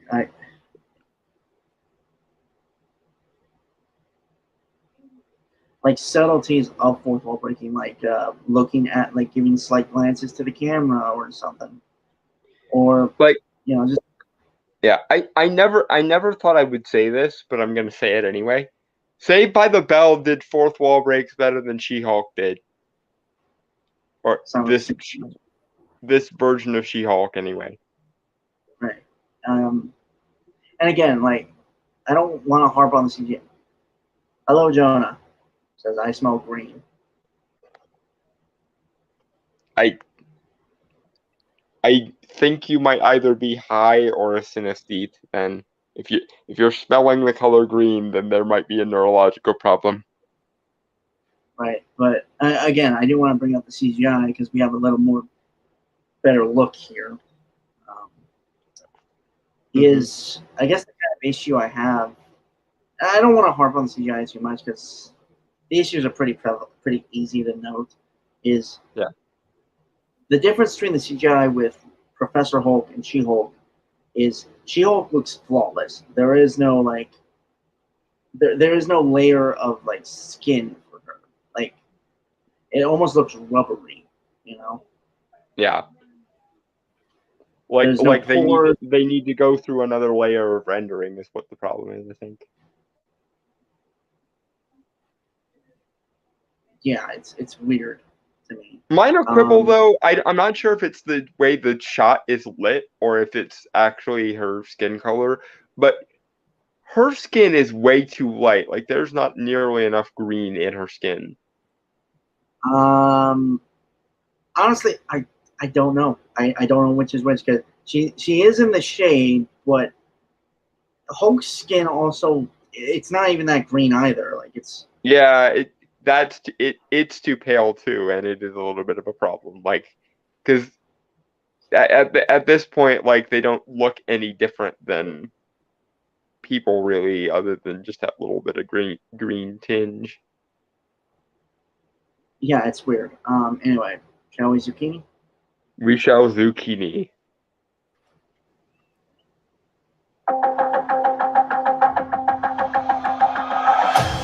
More and more eccentric superhumans are coming out of the woodwork.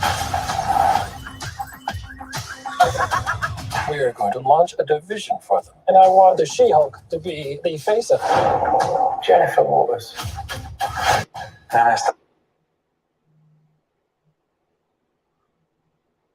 I mean, it's an interesting concept. Honestly, I think they should have led with that then. Yeah, and especially with the Daredevil references later on in the trailer, I really, really want this to be a Matt Murdock versus Jennifer Walters legal battle thing. If there's not at least one extended scene where it's Matt Murdock versus Jen Walters, I'm going to fucking riot. Again, my main issue is, again, this extends to a lot of the Disney Plus shows, is the lack of following through on ideas, introducing them. And the thing that is interesting me with She-Hulk in this show is not so much like I could go with it. Like even if they cut out the self-awareness thing, the premise of a vigil of actually tackling the legal issues that come up with superheroism and the inherent vigilante nature and stuff of it, and actually try to explain that is interesting. Granted, you can't speak on other superheroes because She-Hulk is a superhero, and it's not. It's more a. It's not her main job. It is. With She-Hulk, it's more about wish fulfillment than it is about superheroics. Yeah. But in this show, specifically because we have only really gotten superhero stuff. I mean, there have had breaks in them, obviously, but it would be interesting if we really got to discover more of that and build out the world a bit more. Because I'll be honest, again, after the world never really felt that grand in the MCU. Mm-hmm. That could be me, my own personal thing, but I mean, it's very hard not to follow this statement up with, I think we did it better in our universe, but oh well. It's just, again, like, I don't know, it's weird. I don't know.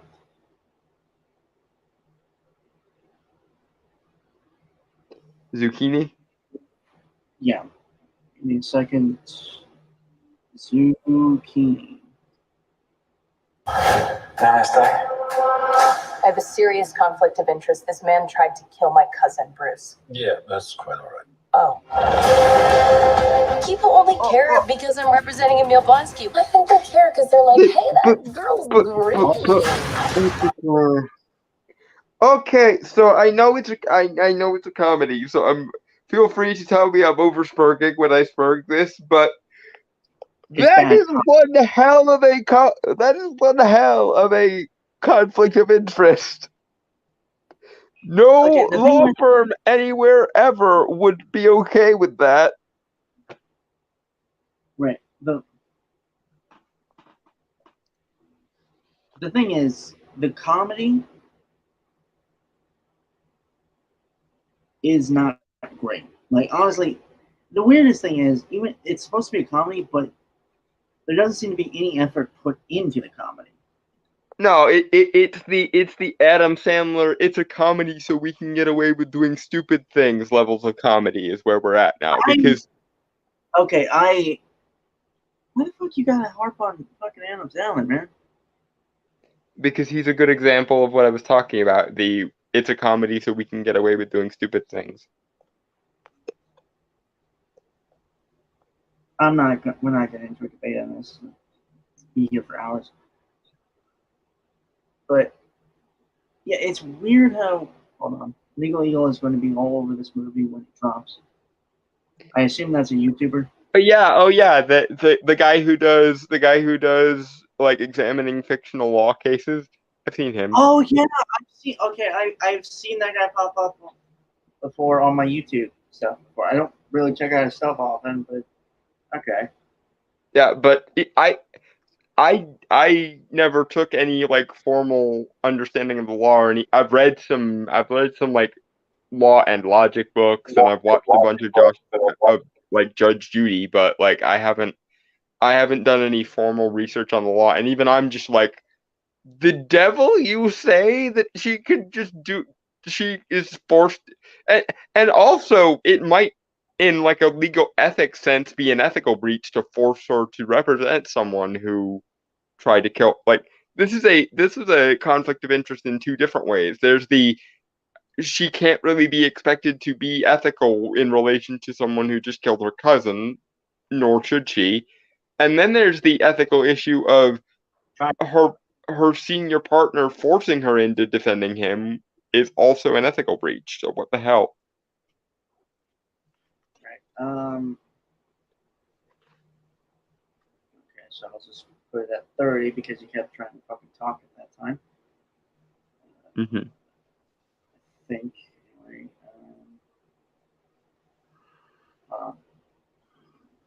okay. Again, also, I don't know. This trailer just. Hold on.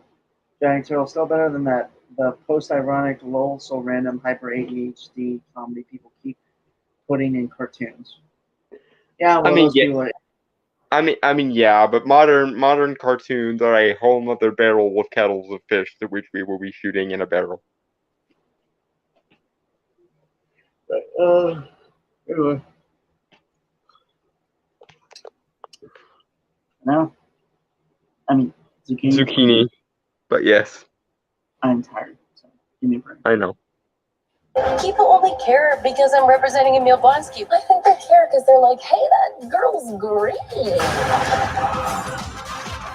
Jen, do your thing. God, I really like this outfit.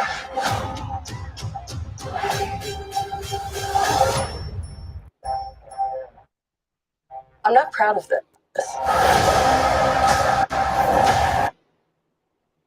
Okay, so it's weird how in some scenes the skin looks greener.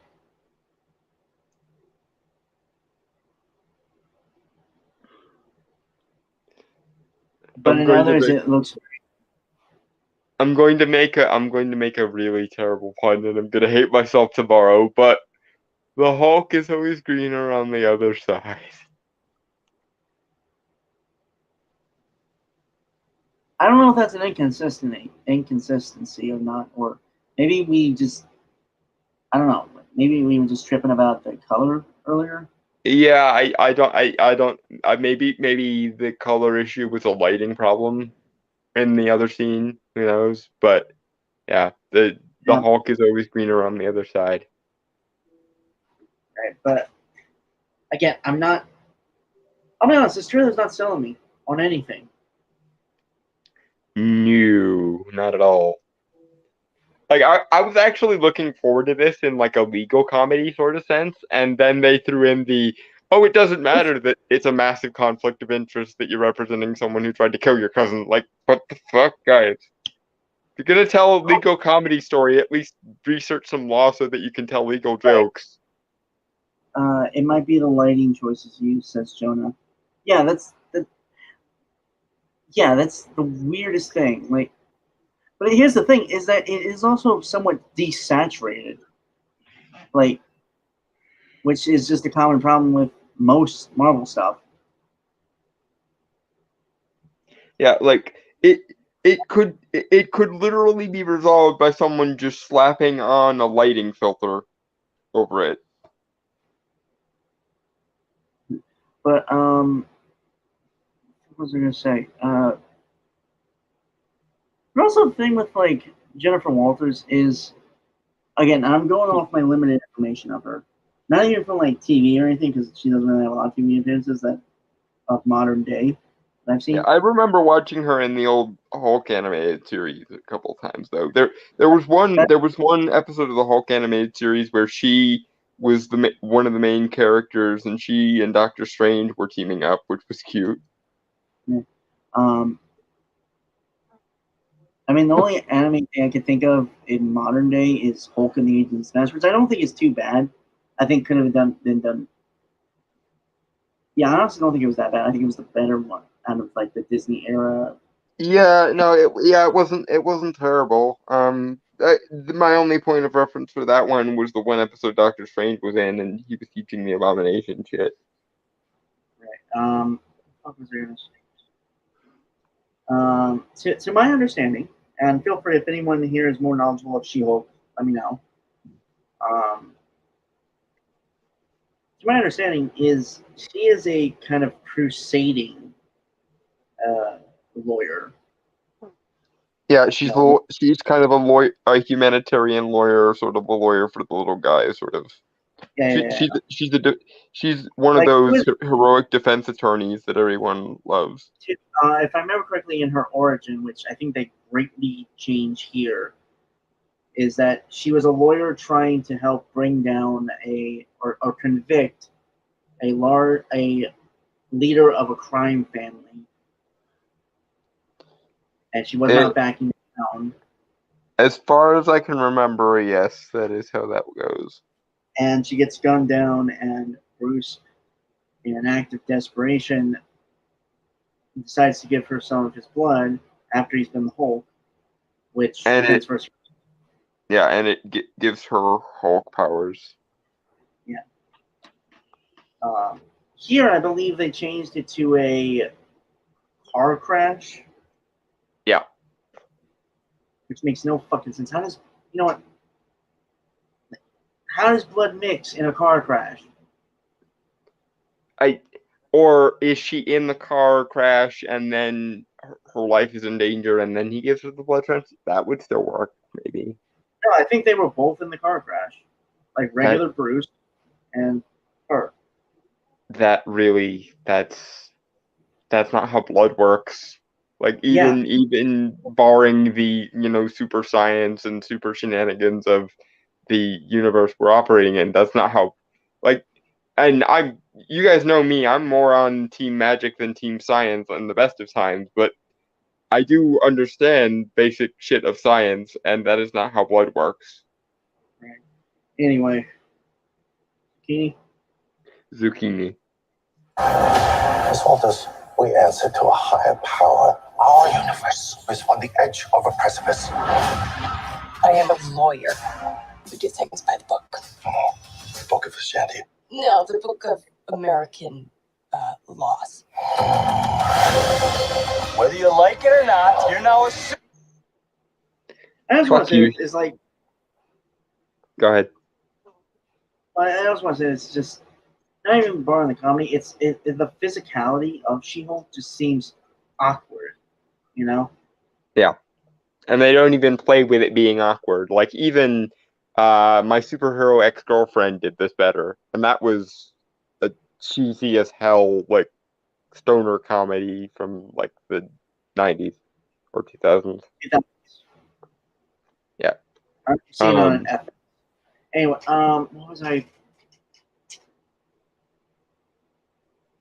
Physicality is where you were at. Yeah. It doesn't feel natural, which makes me wonder, did, what's the actress's name again? Tatiana Maslany. Okay, I'm not even gonna, like, I could say Tatiana, but I feel like to address her properly, I would have to say her last name, like Ms.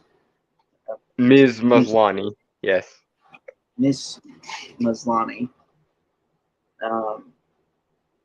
Makes me wonder if she actually did mocap for the She-Hulk performance. Because it doesn't really feel like that. It feels very... Like, the weird thing is, I'd say it feels cartoony in terms of, like, stiltedness, but I have seen cartoons where they have really natural human movements and tics. Yeah, and if it's trying to be cartoony, then it would be more over the top than that. Right. It's so weird to me, you know, like, it doesn't feel... I'll be honest, this show has nothing. It's hollow, honestly. Uh-huh. There's now, no yeah, go ahead, sorry. There's no creativity, there's no uniqueness to it. It seems very generic. And again, maybe that could be the damn trailer, but honestly, I kind of doubt it, to be fair. Like, your job as a trailer is to put your best foot forward, and if nothing else, this trailer is failing to do that. Your job as a trailer is to sell people on checking out the show. This is not helping. Again, like, okay, a positive I will give is Miss Maslany isn't bad. Like, she does have a cadence about her that just seems fun and energetic, but I think the writing is kind of the issue, to be fair. Which honestly seems to be the primary problem nowadays, but you know. Yeah. And now that Brainstormer is done, I am going to rant about the thing that made me just immediately say fuck you to this show. So, show, are we to believe that people with the skill of magic, because magic is not a mutant power or a bloodline thing or a metahuman thing in this universe, people with the skill of magic are held to a higher legal standard than other people with other skills? Is that what are we supposed to believe?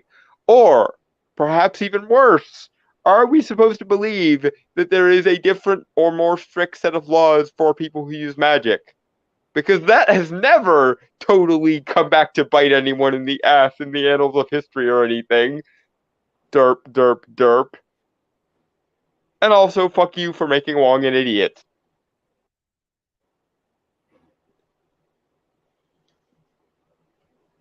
Anyway, moving on. Zucchini. Actually, yeah, we got comments. Jonah Arts, when Steven Universe clickbait trailers draws more eyes than the MCU trailer. That is a sad state of affairs, yes. It kind of did.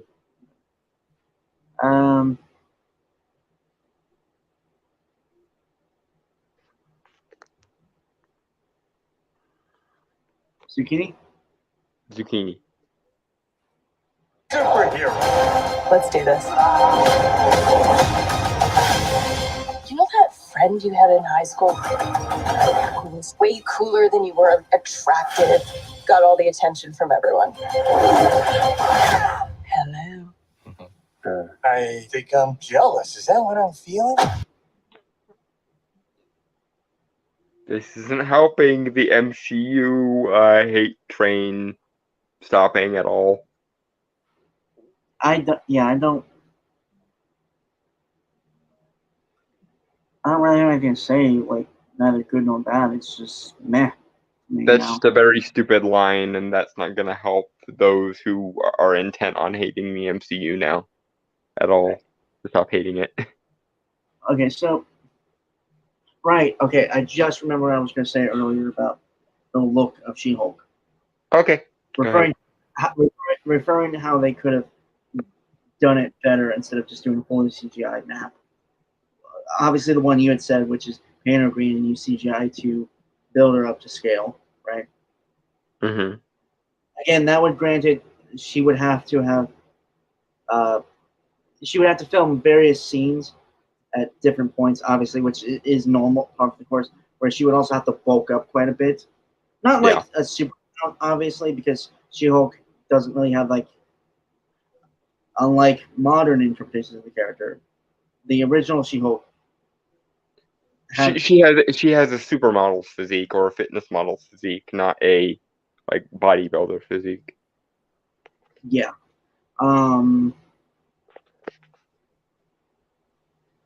What else was it? The other thing I had was it's something similar with what they've done with Doom Patrol in terms of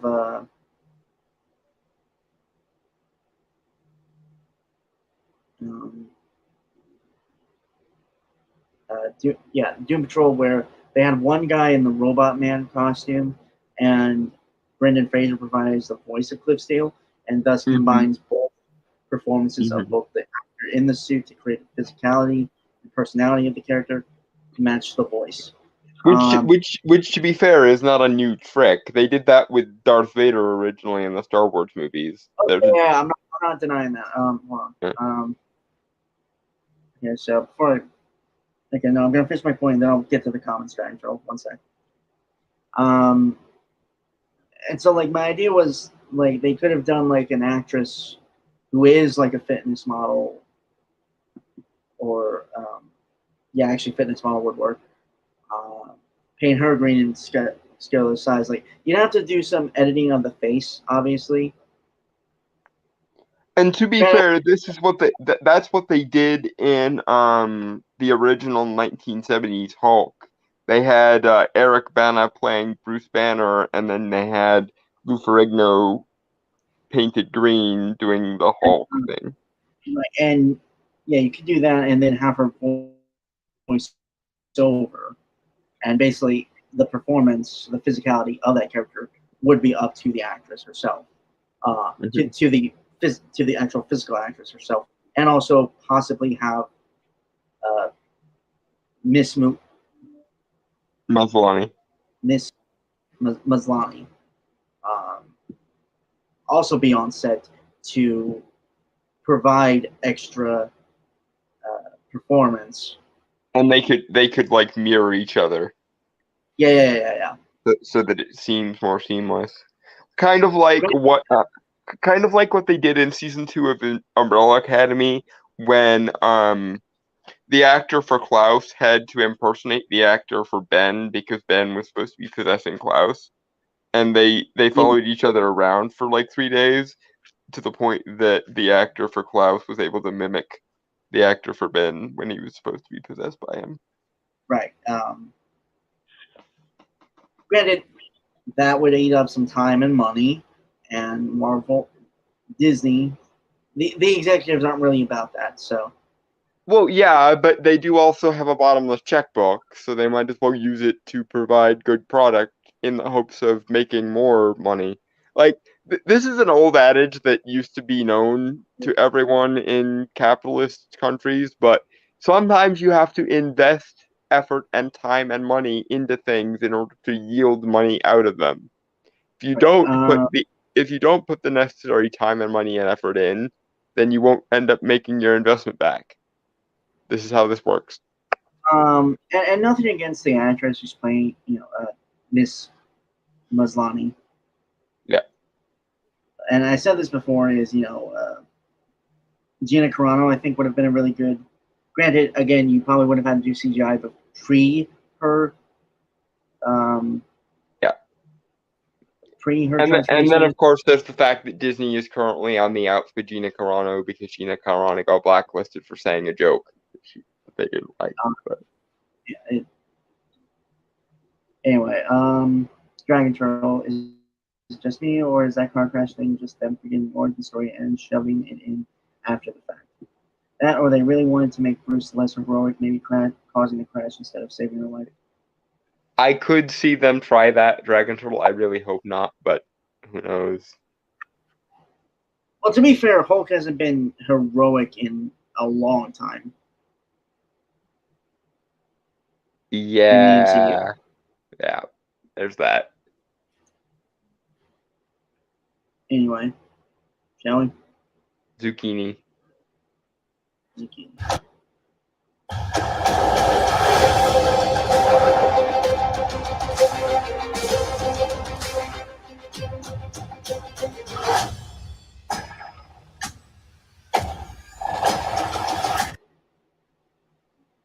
I feel nothing.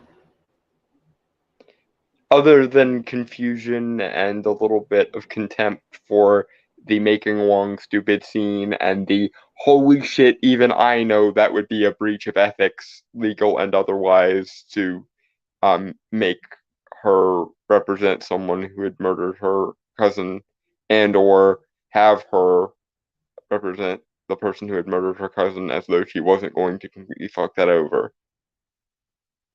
But I don't even blame her for screwing it up at that point. That's on the person who forced her to do it, because it's like if this person has this conflict of interest and you just hand waved it, then the resulting incompetence is kind of on you, and I hope your law firm gets sued for it.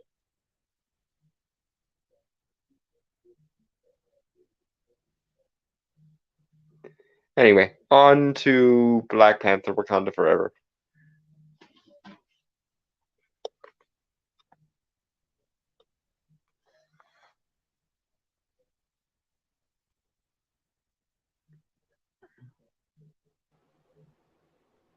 Yeah, setting up, sorry.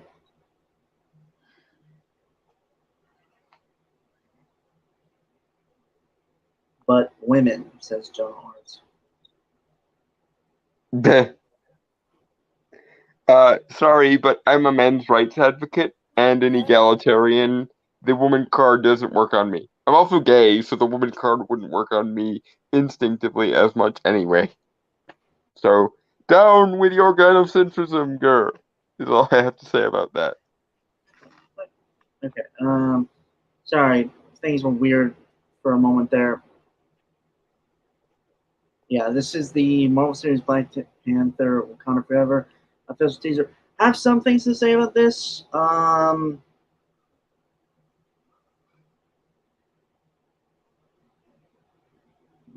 This is probably going to be the best movie of Phase 4. I'm calling it now. Okay, so just a few things. Like kind of prerequisite before we go into this trailer. First off, I think we said this before a long time ago, but the first Black Panther, while serviceable, is not the God's gift to cinema that everyone seems to reacted to it like it was. Yeah. I'm also. And it's certainly not the first black superhero character. No, a movie to be precise. Yeah. I mean, I actually had a legit conversation about this when Black Panther was coming out. I think I told you about this before, but I tried to explain is that it's not the first black superhero movie. To some students that I was in a class that I was a part of, and I tried to explain like there are various other movies that came before it. There's Blank Man and Steel and Spawn and Blade and Meteor Man. Got Meteor Man and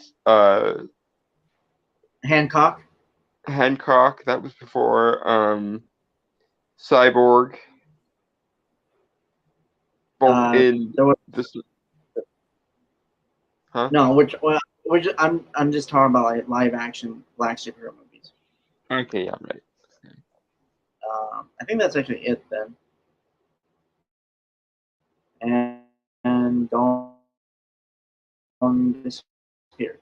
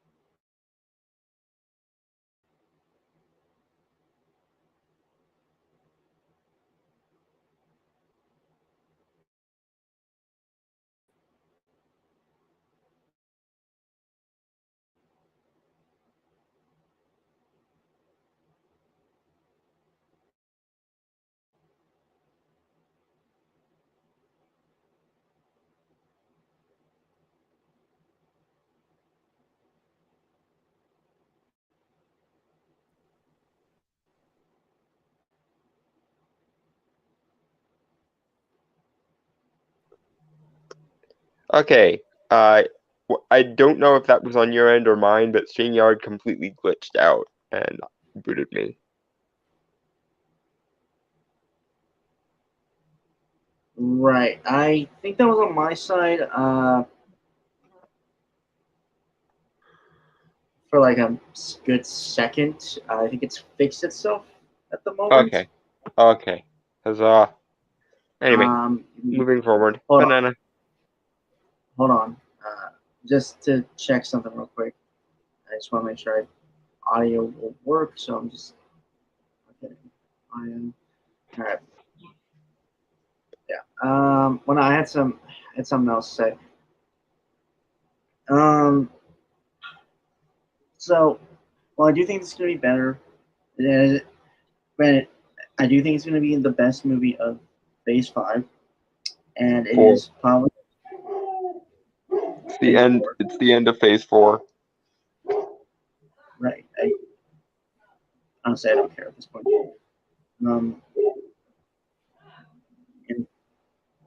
And it's probably going to be better than Black Panther. I don't. The former of it being the best movie of Phase 4 isn't exactly a high bar to reach at this point. No, not really. It just has to be better than No Way Home and Multiverse of Madness and Love and Thunder. Love and Thunder can go fuck itself. They'd have to club every single actor with a wrench to make it worse than Eternals. Right, but and beat Ryan Coogler's shins with a crowbar.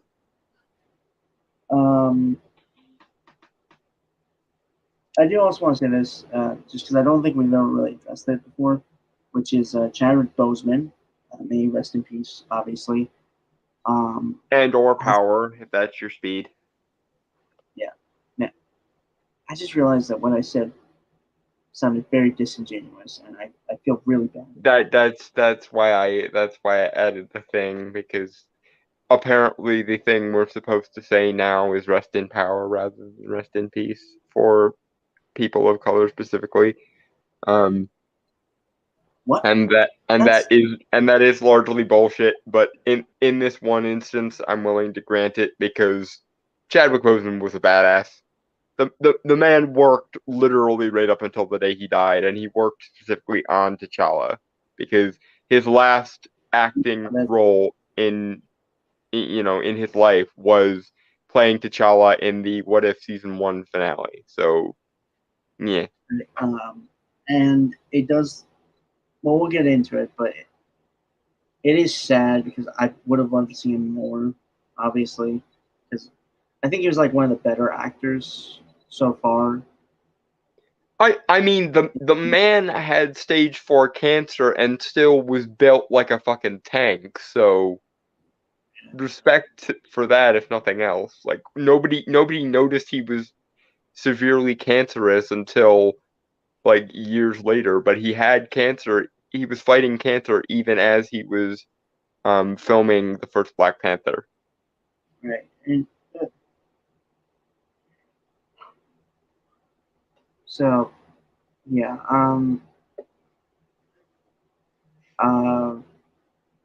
So it is going to be weird, obviously, that a Black Panther movie without Chadwick Boseman, Boseman's T'Challa,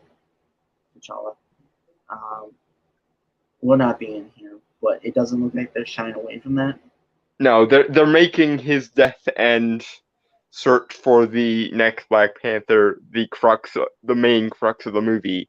And while Wakanda is vulnerable, presumably the Atlanteans or the Muians, as the case may be in this case, are coming in and kicking Wakanda while they're down. Because Namor is a dick, ladies and gentlemen. Let it never be said that Namor is not a dickhead. Let's banana. Yes, banana.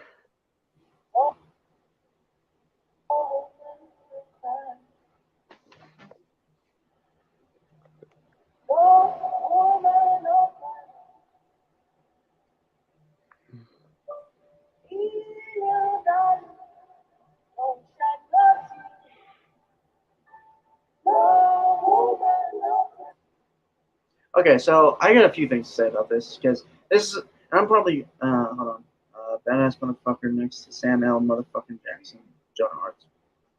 Mm-hmm. Yeah, agreed. So this is mainly on technical aspects, which will probably be my thing, obviously.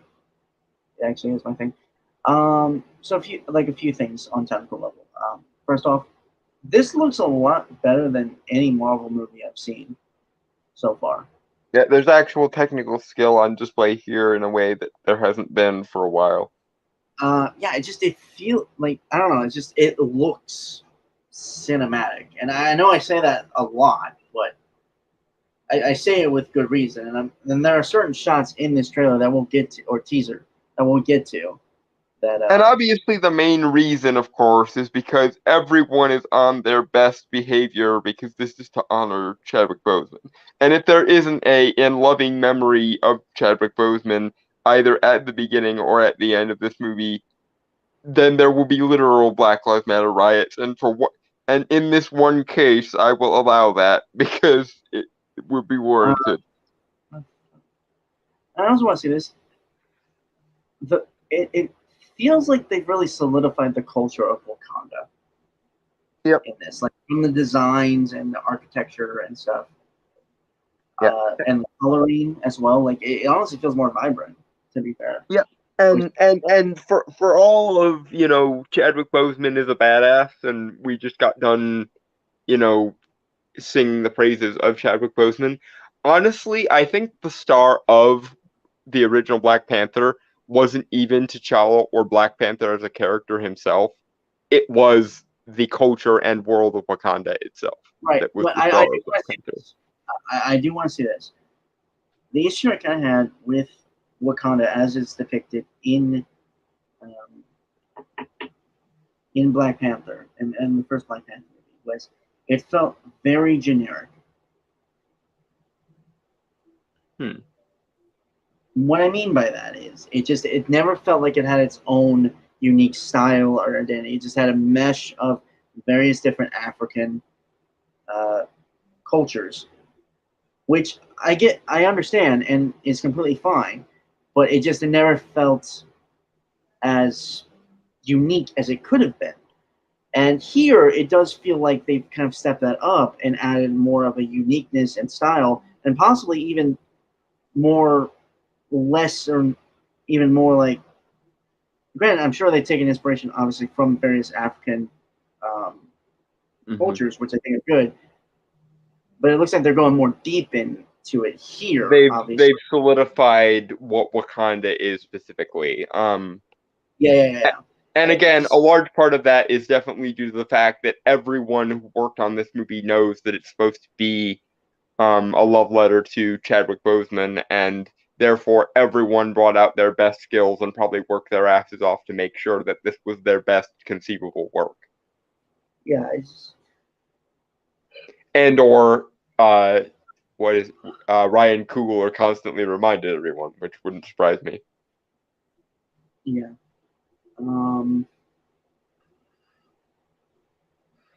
Also, the music is very suiting, I suppose. Fitting, yeah. Yeah.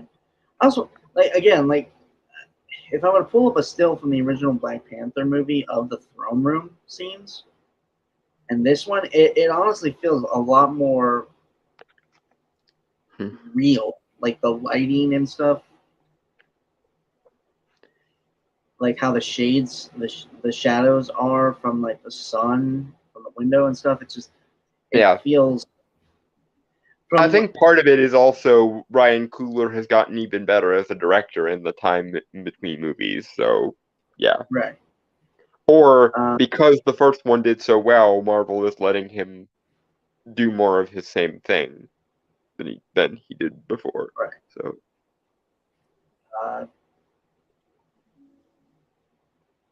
Shall we? Banana. Yeah.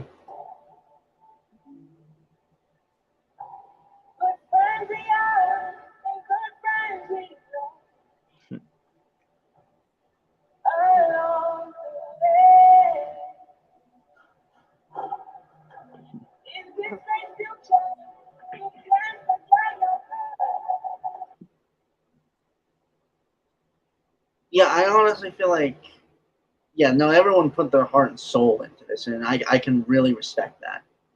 Yeah. And once more with feeling, it's probably all for the memory of Chadwick Boseman, and most definitely, and he deserved it, so no complaints. Yeah, you can really tell, honestly, like the close-ups they do of these characters' faces, and like you can just see, like, honestly, I don't even think they're really acting like the most of the time. And they're using their grief over Chadwick the person to inform the grief of the characters of T'Challa the character. So yeah, so I'll be honest, I'm almost feeling something right now. That is high praise from you. I hope they treat Namor with this same level of respect, though, because this feels like it's going to be very different from like other Marvel films, like in the fact that I think it's actually going to be somewhat serious. Yeah. And I think that's part of what Marvel's been missing lately, is they've been, because when they have gone more serious, like with Multiverse of Madness, it worked. So I think part of it is one of the things that made Love and Thunder weak by comparison to Ragnarok was they went so gung ho into the humor that it didn't work. And same thing with She-Hulk, they're going so gung ho into the humor that it didn't work. I think what they need to rediscover is how to balance style, like a serious style, because this is the problem. They often conflate serious with boring. That's why so many of the more grounded MCU movies look so flat. But as movies like The Batman showed us, and this movie appear to be showing us, you can have a very heavily stylized world that is also serious. And I think Marvel being able to find that balance between the over-the-top humor and the grandiose seriousness is a good thing. Right. Dick Sergeant York, at least Wakanda looks comic book accurate. I mean, yes, that's always a good thing. Although, they put a lot of effort into Wakanda in the first movie, such that Wakanda is almost the main character of the movie. Like I say, for all that Chadwick Boseman is a badass, and he is and was, T'Challa really wasn't the point of the movie in the first movie. Wakanda was the point. He was just our window into it. Anyway, banana. Banana.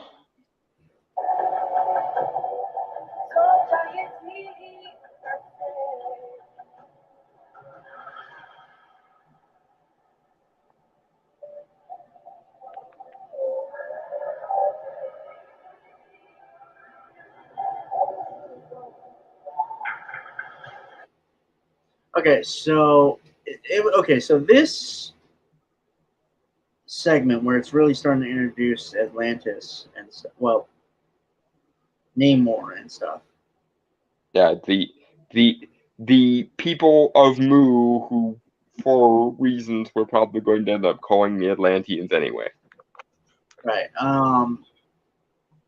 This is where, and I told Dalton this before stream when we briefly talked about this trailer, is I got Avatar: The Way of Water vibes from this in terms of the visual aesthetic of like these scenes. Yeah, and as I said to Brainstormer, it's gonna make me laugh hysterically because Black Panther 2 comes out on November 11th, and Avatar 2 comes out around Christmas. So it's gonna make me laugh hysterically if they both have such similar aesthetics that everyone just decides Black Panther 2 did it better, and therefore Avatar 2 suffers financially even worse than it would have, just by virtue of the fact that Black Panther 2 did the otherworldly blue people in water aesthetic better than Avatar 2 did. Right. I have, and it looks good. Like, yeah, that's the ironic thing is it looks better than Way of Water does, and that's the sad part because apparently James Cameron took 10 years to make Avatar also, 2, and yet Marvel is going to upstage him, and it's going to be kind of hilarious actually. Also, there's been this weird subsect of people talking about this movie and how like turning the Atlanteans into have inspiration from like Mesoamerican culture. Yeah, the people of Mu. Yeah, and how basically Marvel's taken another group, a person of color group, or people of color group, yeah, and using it for their own entertainment arts. I don't know. Okay, there are two vectors for the whole Atlanteans becoming the Muins thing. One, there's no way you could do another version of Atlantis that was just Atlantis because Aquaman already beat you to it. Number two, yes, they are attempting to bring in the Hispanic or Mesoamerican market along with the black market, and hoping that the representation of the Atlanteans here will be similar to what will be for the Hispanic or Mesoamerican community was for Wakanda and the black community. They are definitely doing that. However, it's a good choice because there is actually an underwater city of Mu in Mayan mythology, which is a good choice to take inspiration from. And number two, again, you couldn't just do another version of Atlantis because Aquaman has already beat you to it. So this is an attempt to create an original version of Atlantis without taking too many cues from Aquaman and also adding another grandiose epic culture to the MCU. And yes, they are hoping to pander to Mesoamericans in the same way they were pandering to black people. But if they can do it well, then who cares? Right. Also, Plus, Mayan culture is just interesting. Full stop. Yeah, it really is. I specifically like the architecture from what I've done briefly of research of it. Again, I say briefly, but it's very interesting just in terms of the arts and stuff that they've done. I also want to point out kind of Mesoamerican here, sort of. Yeah, honestly, who knows? The line between Hispanic and actual like Mesoamerican to the point of like Mayan or Aztec ancestry has become so blurred recently that we don't know, honestly, at this point. Yeah. So, well, to be fair, I got like several different groups of bloodlines running through my veins, so I'm as I've often playfully ribbed him, he's a mixed race mutt.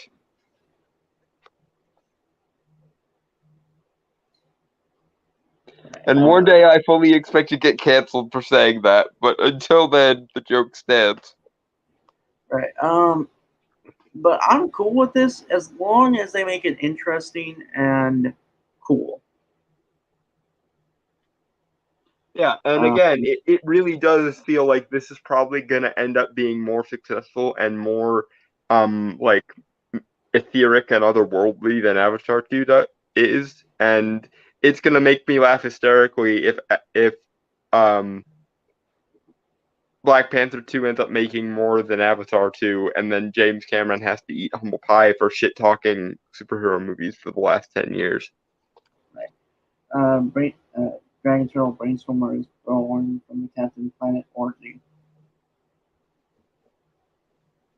I'm somewhat offended, but that almost seems very accurate. So you get a pass on that, Dragon. Okay, so arts. That is why I would use it. Yep, that's why I would use it. My heritage. I am not saying that emoji you put there, man. I mean, you ain't wrong. Everyone is. I think that's mostly the stuff you had said. Yeah. I don't really have anything else to say. I mean, there is a thing I want to say about Namor, but when we actually get a shot of him, I'll bring it up. Yeah. It's actually like a weird little nitpick of mine, and I've told Dawn about this, and yeah, like I'm fully aware it's a weird nitpick. Anyway. But I mean, I do it too, so let's not act like that's not a valid vector for criticism. Anyway, Banana.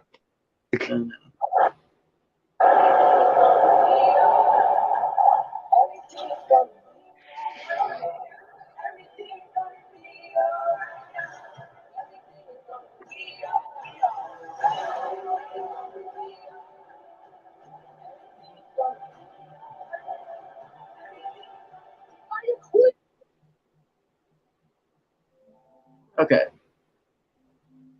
I mean, we're not getting a face, I think, at all in this.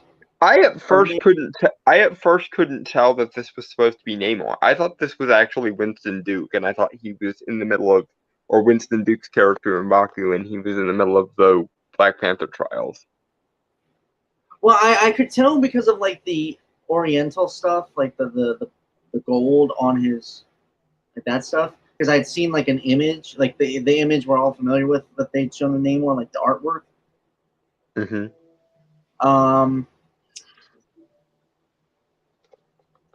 And kind of wish he had kept the headdress. I'm not gonna lie. I was kind of feeling the headdress. The headdress was cool. Yeah, no, I kind of agree. But okay, so the weirdest little nitpick, and it is specifically from the artwork, and this is nothing against the actor, and I'm gonna look him up as I'm talking here, just so like I could say his name, because I mean he has the presence from everything, like the scout he has and stuff from the image I had seen, and he's big, which is good, I think, for Namor.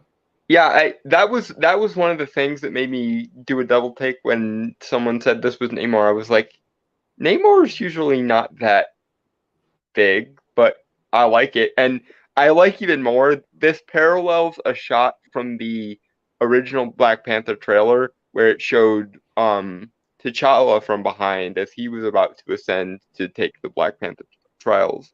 Right. Also, I do love that they're keeping the blue and like, you know how most of the Atlantean people are blue. It looks like they're keeping that, which I really appreciate. Yeah.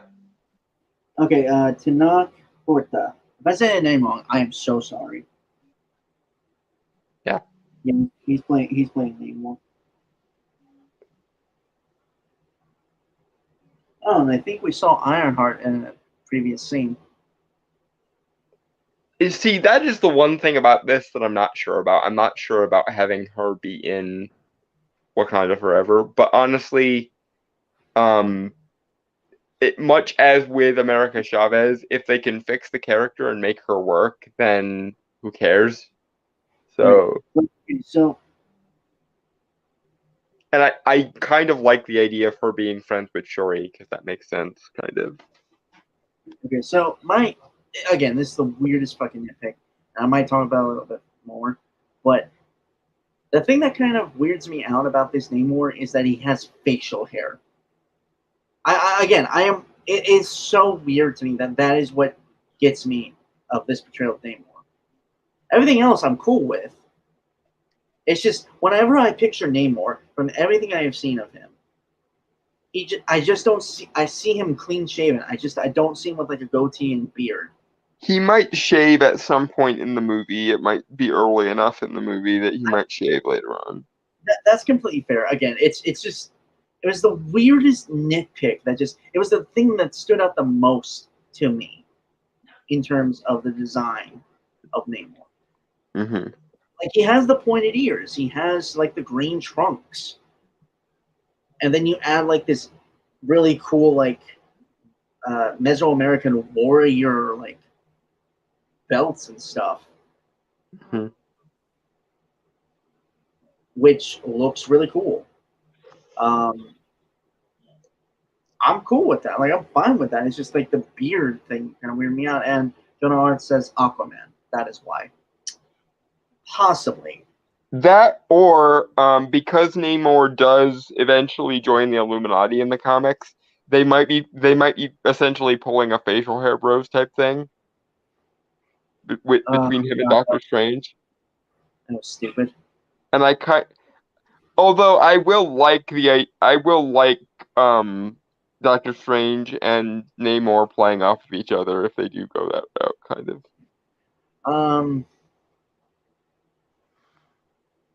So we get in Baku. Yep. I hope we get to see like more development of this character, just because like to me he was actually like one of the more interesting characters in Black Panther. Yeah. The first one.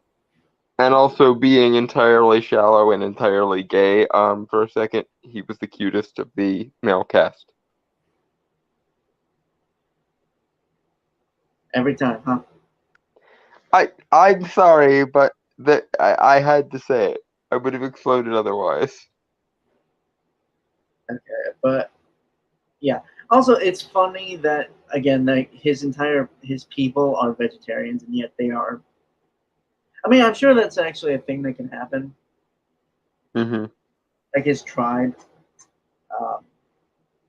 Also, I like that they made him more of a three-dimensional character because in the comics, I believe he's mainly just a one-note villain. Like in Baku, the Man-Ape is what he's called. Mm-hmm. Granted, he wears a white. Like I believe he killed a white gorilla and the Wakandan albino gorillas is where his tribe gets their imagery from, which is cool in my opinion. I wish they had actually kind of incorporated that a little more into the actual design because it just looks like they're using regular like gorillas. Mm-hmm. You know, like they wore more white and stuff, which also made sense. Which would also make sense because they live in the mountains and like the cold and stuff. So camouflage and all that. Yeah. But you know, like it's whatever. Like I'm not too big on that because I still think they look pretty cool. To Jabari, right? Yeah. Anyway, also, I don't know why, but it feels like the Queen of Ramonda, T'Challa and Shuri's mother. Mm-hmm. It seems like she's gonna be like the main villain. Well, Namor, I think, is an antagonist. I don't know where you're getting that vibe from. I think she's just. I think she's just a grieving mother. It's that doesn't mean that she can't become a villain. Well, fair enough, especially with Wanda now. But I do think she might be the reason why things keep escalating between the Wakandans and the Atlanteans. But I don't think it's a villain thing. I think it's just she is in a vulnerable state and she doesn't want to deal with other people's bullshit, and the Atlanteans come a calling, so she goes like, "Fuck these guys," kill them all, so on. Okay, so. But why do you say that though? I didn't get that vibe. Well, it is based on the thing that she is saying when we paused. But yours does seem more plausible. I think mine was kind of more knee-jerk than anything. What did she say that implied villain? I am queen of the most powerful nation. I think there was a full monologue that was going on there, which she started to get more. Anyway, we'll get to that, but I do want to. Jonah Art says, "Dolan, this is not a lewd stream. Keep it in the pants." Never. And I'll read that one comment above it later when we get further into the trailer. So, Banana. I am queen of the most powerful nation in the world, and my entire family is gone. Have I not given everything?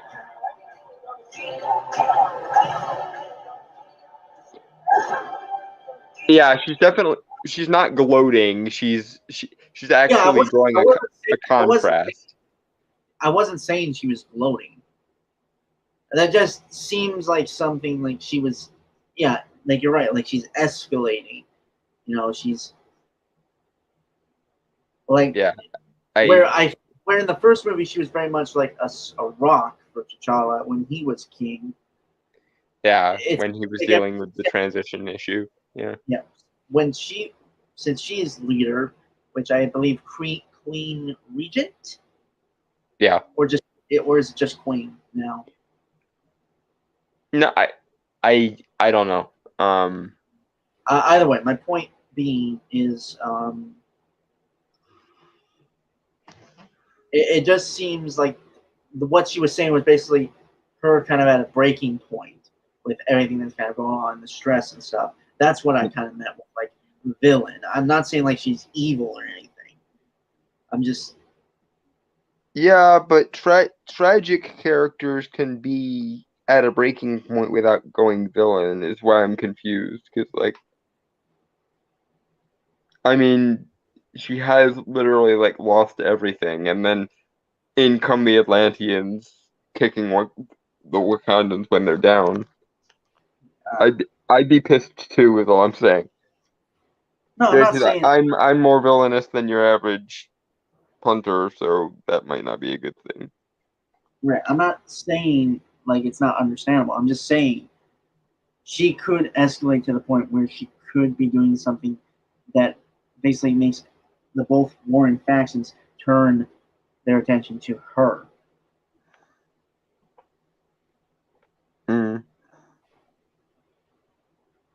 Which brings up the question, is she going to end up dying by the end of the movie, I wonder? Like, is Namor going to end up killing her? They can't drop nukes, but that doesn't mean they can't escalate without a means. To be honest, I think Wakanda has something more powerful than nukes, to be honest. Like, right?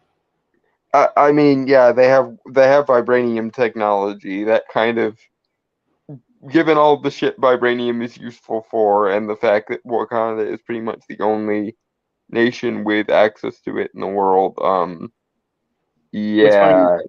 I could totally see, like, they're not even like they're not first world technology, or they're not like a first world nation. They're like a zero world. Yeah, they're approaching a 1 level civilization on the Kardashev scale, pretty much.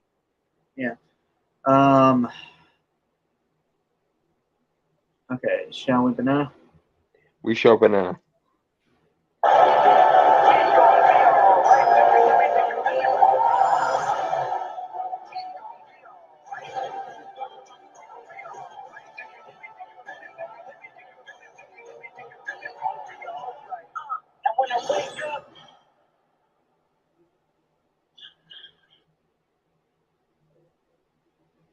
Right, and so like we see a brief glimpse of Black Panther here, which is clearly a female body. So I assume Shuri, to answer your question, John Arch from earlier, who would be the next Black Panther since T'Challa is gone? Because Shuri was the next Black Panther in the comics, I believe. after T'Challa, right? I kind of was hoping that it would be M'Baku, but that Shuri would basically be his support, so it would kind of be both of them together. But who knows? Or maybe that would just be multiple sets of armor in the movie, and they'll be. Well, it's either that or a Okoye could also be the most logical choice.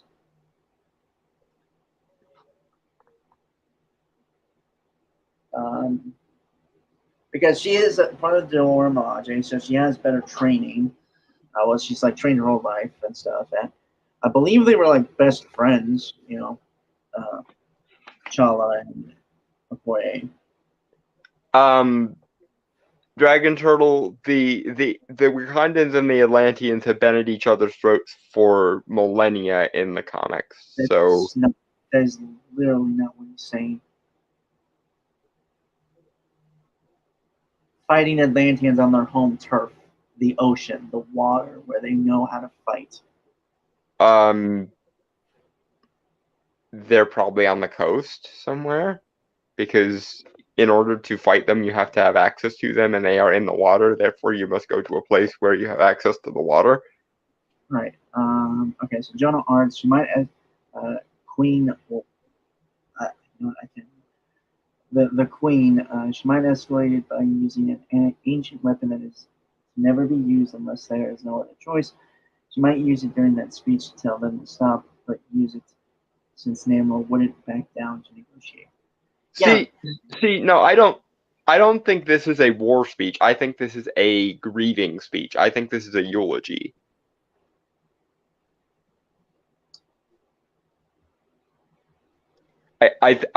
I think the only reason she said the "I am the queen of the most powerful nation" thing is to point out the irony. She's technically the queen of the most powerful nation on earth, and yet she's lost everything and is grieving.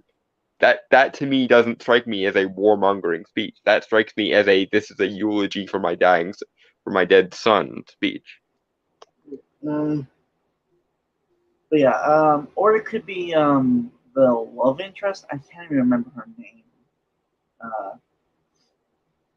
I don't know her name either, but I don't think it would be her. I think the best bet is M'Baku and Shuri working together. Or maybe even they just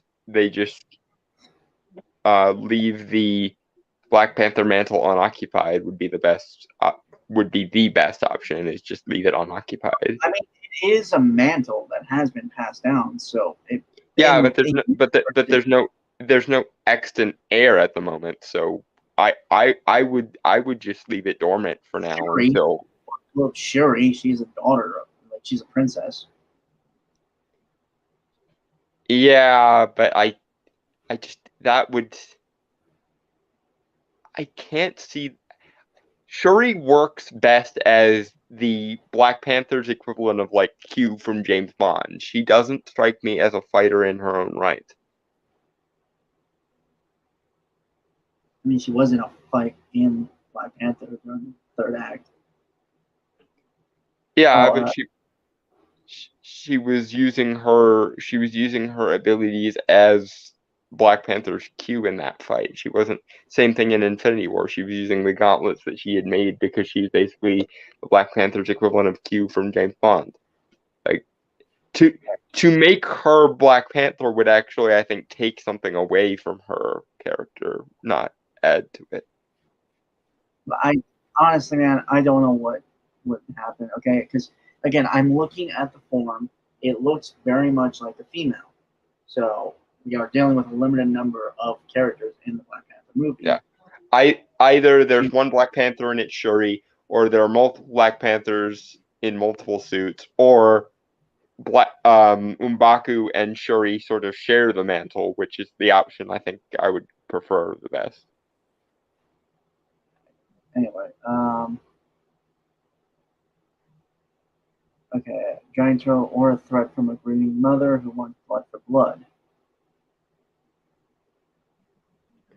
Yeah, but do we know that it's the Atlanteans who killed T'Challa? I didn't think that was set up.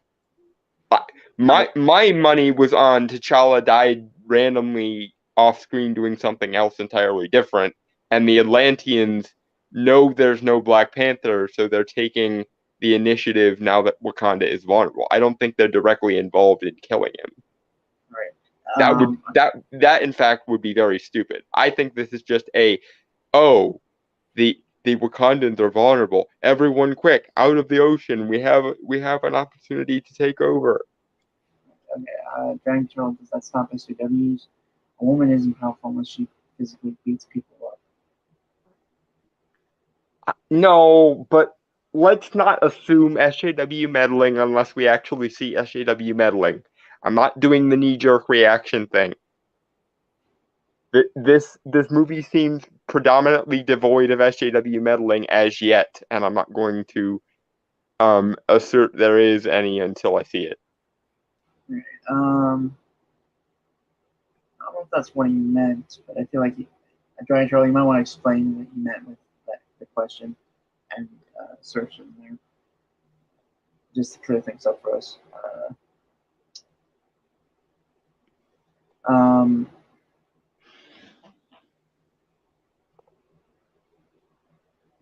It doesn't look bad. I will say that. It actually looks like a really good movie. And with any luck, it's setting up for a Namor Submariner movie, please.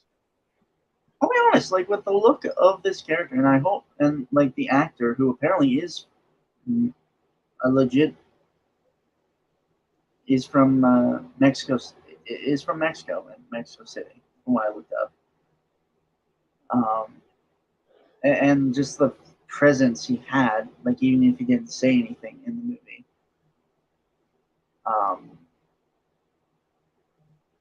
I honestly would like to see him, like a whole movie devoted to him.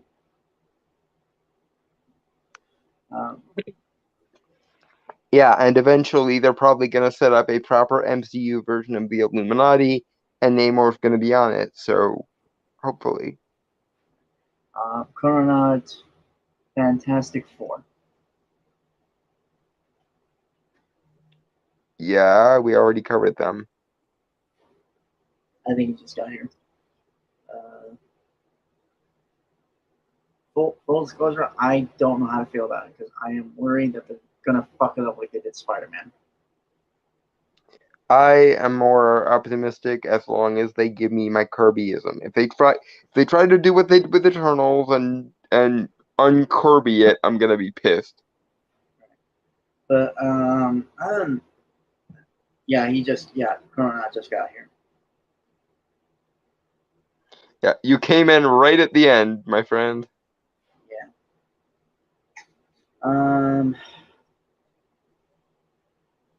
Was about to start Sandman. Oh dear. We'll cover that in like 2 weeks. Yeah, we're gonna be reviewing that in like 2 weeks. Oh no, hold on. Will the Illuminati be the same without Iron Man though? He's one of the key members. Well, Iron Man was just one member of the Illuminati sometimes in the comics. He wasn't even the original founder of it. Oh my god. That trolling there. I don't know.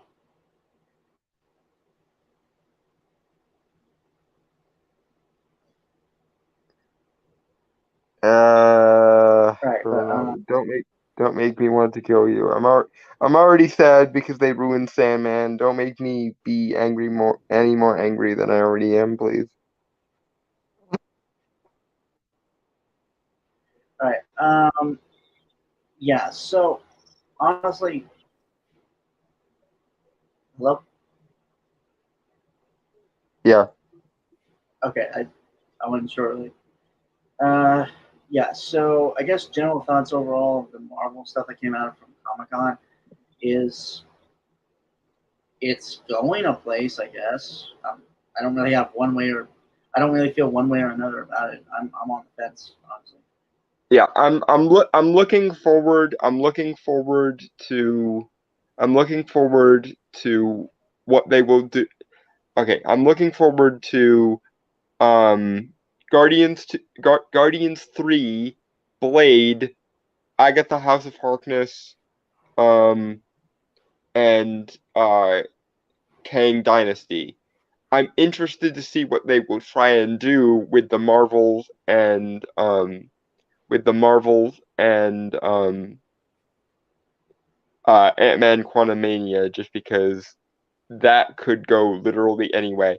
And I'm going to be amused as hell to see what they do with Ironheart and Captain America New World Order, because even as being charitable and assuming the Marvels doesn't bomb horribly, which it might, I kind of suspect that Cap 4, given that it's not even Steve Rogers Cap, it's Sam Wilson Cap, will probably bomb and or be memed to hell with the title of New World Order. Who the hell's idea was that?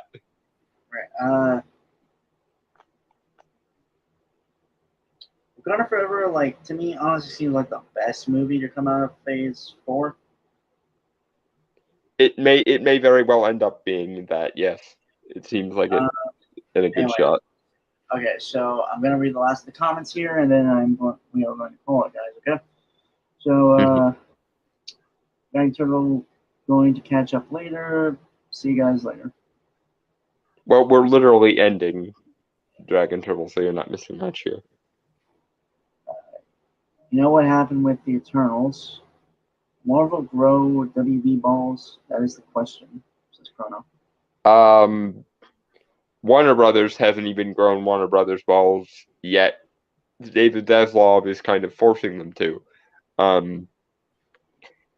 But the thing is, and this is why Eternals pissed me off so much, is Eternals is actually the odd one out. Guardians of the Galaxy, both movies, and Thor Love and Thunder and Thor Ragnarok all actually were leaning into the Kirbyism. So in actuality, there's more Kirby in the MCU than there is not. The only problem was, for some reason, they decided the Eternals should be anti-Kirby, even though every other time they've used Kirby properly, it's gone well for them. So I don't know what the hell they're playing at.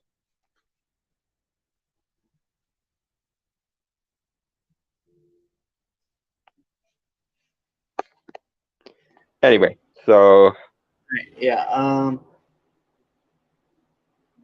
well, guys, John, so about the comic. That is something we'll discuss later, Jonah, in private. Yeah. Yeah, I actually need to get to bed, guys, because I need to get a proper sleep schedule. You need sleep. Yeah. Like a human. So yeah, we will see you guys next Sunday. So with that, I want to say goodbye, adios, aloha, auf Wiedersehen, sayonara, peace, cheers, and Shalom. Now fuck off.